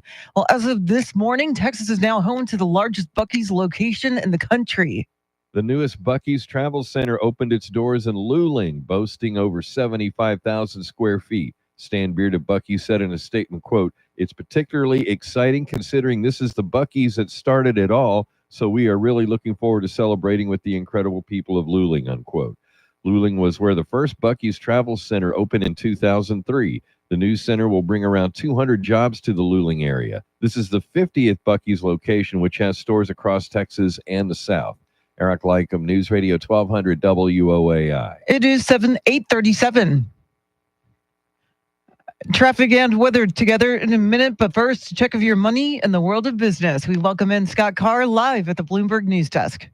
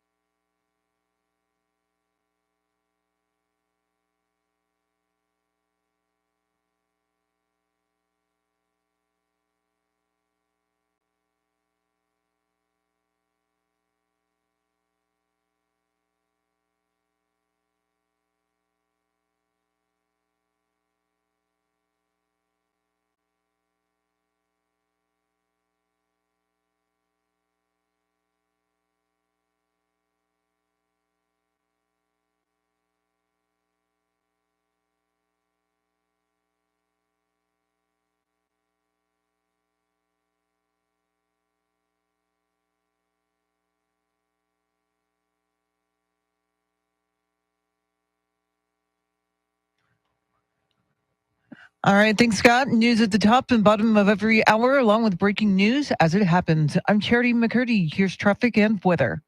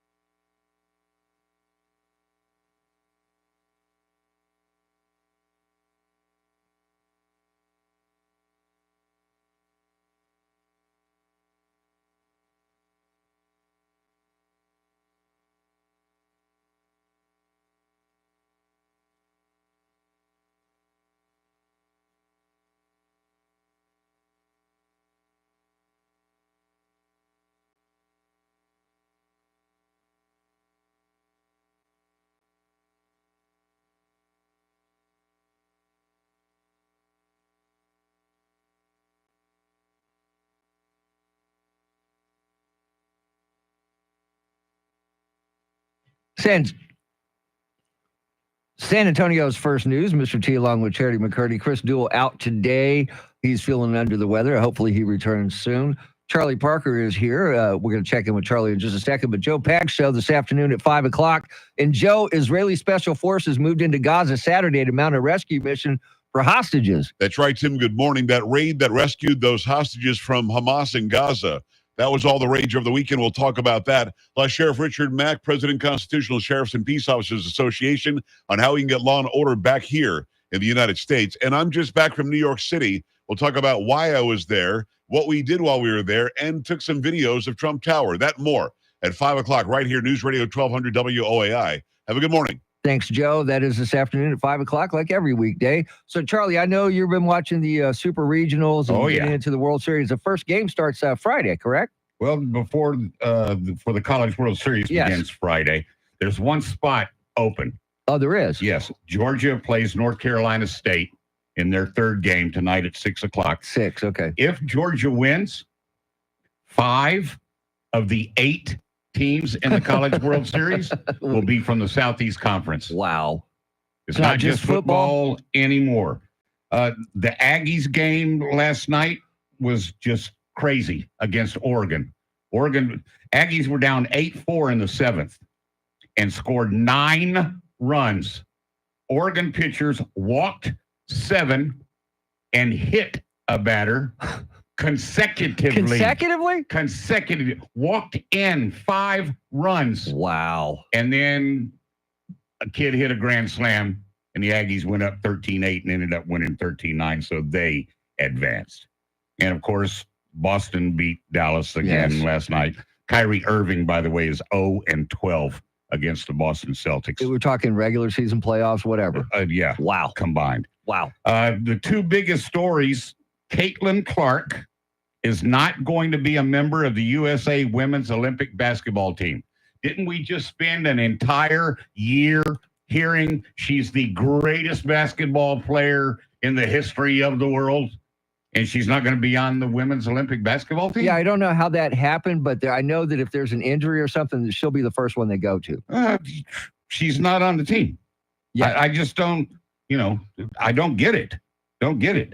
And the big story today, Dan Hurley, who's won back-to-back championships at UConn, has been offered the head coaching job of the Los Angeles Lakers. Let me try to quickly put it into perspective. Hurley just recently got a new contract at $5 million a year. Bill Self of Kansas makes 10.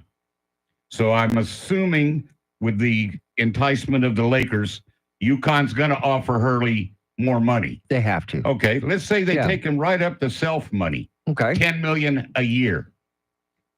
Highest paid coach in the NBA is Steve Kerr, $17 million a year. Spoelstra, $15 million a year. Pop, $16 million a year. He's not going to get Kerr, Spoelstra, and Pop money.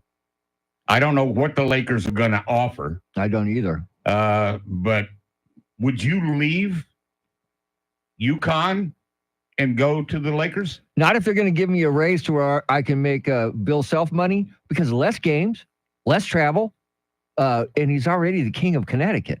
Well, and it's a whole lot, coaching college kids, people you can actually mold and get through to them, is a whole lot different than coaching professional players, much less when they're located in Los Angeles and they're the Lakers. I just don't. Hey, it's Dan Hurley. He can do whatever he wants to do, obviously. Yeah, you call him Dan Hurley. I've always called him Danny Hurley. Oh, yeah. Danny Hurley, He Coach likes Hurley. it better when I call him Danny. I don't know what the kids call him, but Coach. Yeah. I think they offered him the Kentucky job. I believe so. Which was around Self money when Calipari left. So maybe they turned that down. Maybe he's doing this to get a pay raise in Connecticut, because they're going to have to pay Well, him more. certainly that's going to be part of it. Sure. Unless the Lakers come out and offer him silly money, I don't see him leaving. Well, what would be silly money? They give him a $100 million contract for 5 years. That's silly money. That's more money than Kerr's making. I know. That's what I mean. That They're would not be going to silly. give him that. That He would be said- silly money, and that would be the only way I think he would do it. Yeah. We'll find out. He said he's making his decision today. Yeah, we're supposed to find out today. Yeah. Today. So we'll have to see what happens there. All right, coming up, your Sean Hannity Morning Minute before we turn things over to Glenn Beck at 9 o'clock. WOAI News Time, 8:45.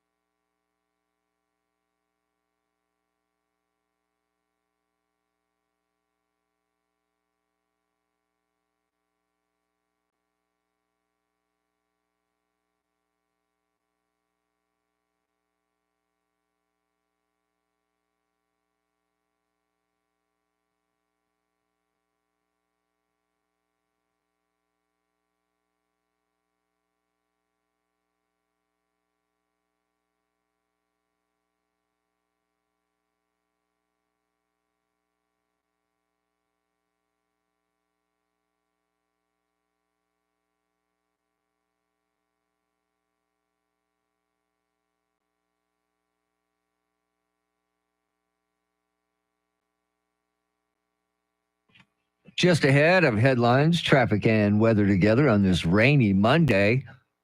Hopefully it rains a lot. I could use a lot of rain at my house. Charity, what else is going on?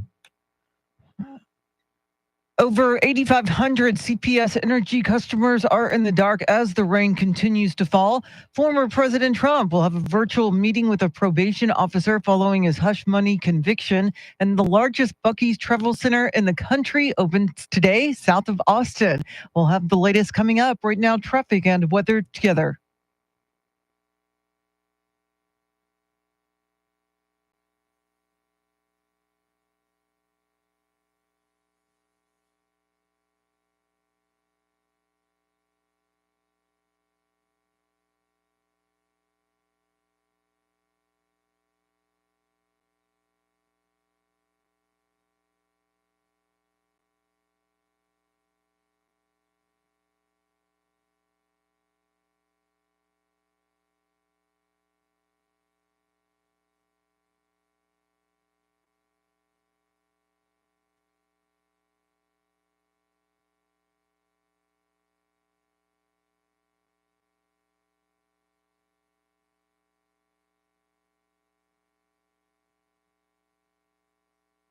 Thunderstorms this morning, then partly cloudy this afternoon. Some of those storms this morning may contain strong gusty winds, highs in the mid-90s.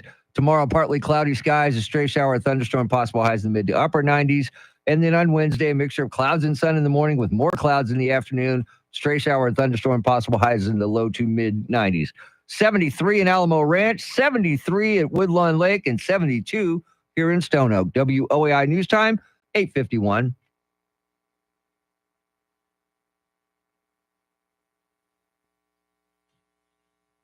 Now, Charity, I know that you're a big Kelly Clarkson Show fan, aren't you? I don't mind Kelly Clarkson. I don't watch her daytime talk show, though. But I hear that San Antonio Gem will be featured today on the show. Yes, he will. Gordon Hartman. The Kelly Clarkson Show selects Gordon Hartman as a rad dad, which if you know anything about Gordon Hartman, he is definitely a rad dad. He's the greatest human being on the planet. Amen to that.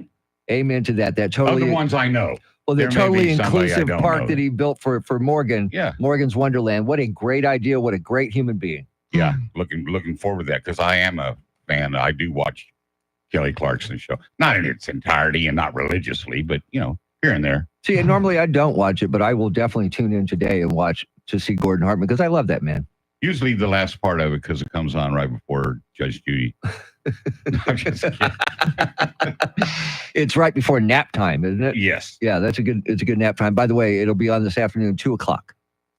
2:00. And they're having a watch party at Morgan's Wonderland. I might go out there and check it out. Yeah. Yeah, if you want to go, I can get you in. My daughter just went on a field trip to Morgan's Wonderland and absolutely loved it. It was her first time going fishing.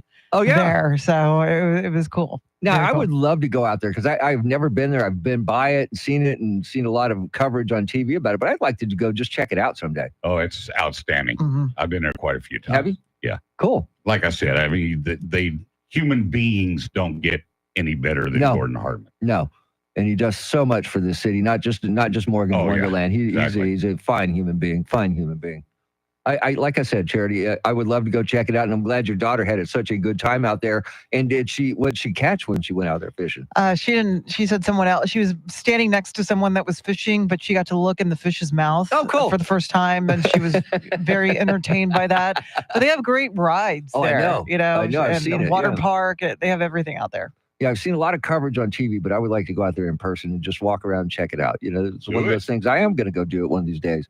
I just, it never pops into my mind until something like this happens. And once again, if you want to check it out, 2:00 this afternoon, I believe is it on 35? It's on 4. It's on 4. Yeah. Okay. So it's a part of the NBC channel. Yeah. Yeah. Yeah. Okay. So 2:00 on channel 4 on NBC. You can watch the Kelly Clarkson Show and check out Gordon Hartman. I always It's want a to call him Morgan. syndicated show, so if Yeah. you're listening somewhere other than San Antonio, it might be Check your somewhere local else. listings. Yeah, there you go. Check your local listings. Just Google the Kelly Clarkson Show for today so you can watch Gordon Hartman as he is a rad dad. And I want to know what she's been eating or what she's not eating. You don't Because think she dropped major weight. Is it Major. semaglutide? Is it Huh? Ozempic, maybe? I have no idea. Well, Ozempic's not a dietary. But it's used for People that. tend to think that it is. Well, they use it for that. They use the semaglutide, which is one of the ingredients in Ozempic. Yeah, she's come out and said that it wasn't Ozempic, but it was along those lines, like another Ozempic type drug that she used. But it is just amazing how there's so much scrutiny over that. Like, oh, you didn't lose the weight the old-fashioned way. How dare you? You're less of a human no being. one loses weight the old-fashioned way. Was that tapeworms? Yeah. That's the really old-fashioned way. All right, join us tomorrow. Hopefully, Chris Duell will be back, and you'll have to check in at 5 o'clock to find out. WOAI News Time, it's 8:55. Here's your Hannity Morning Minute.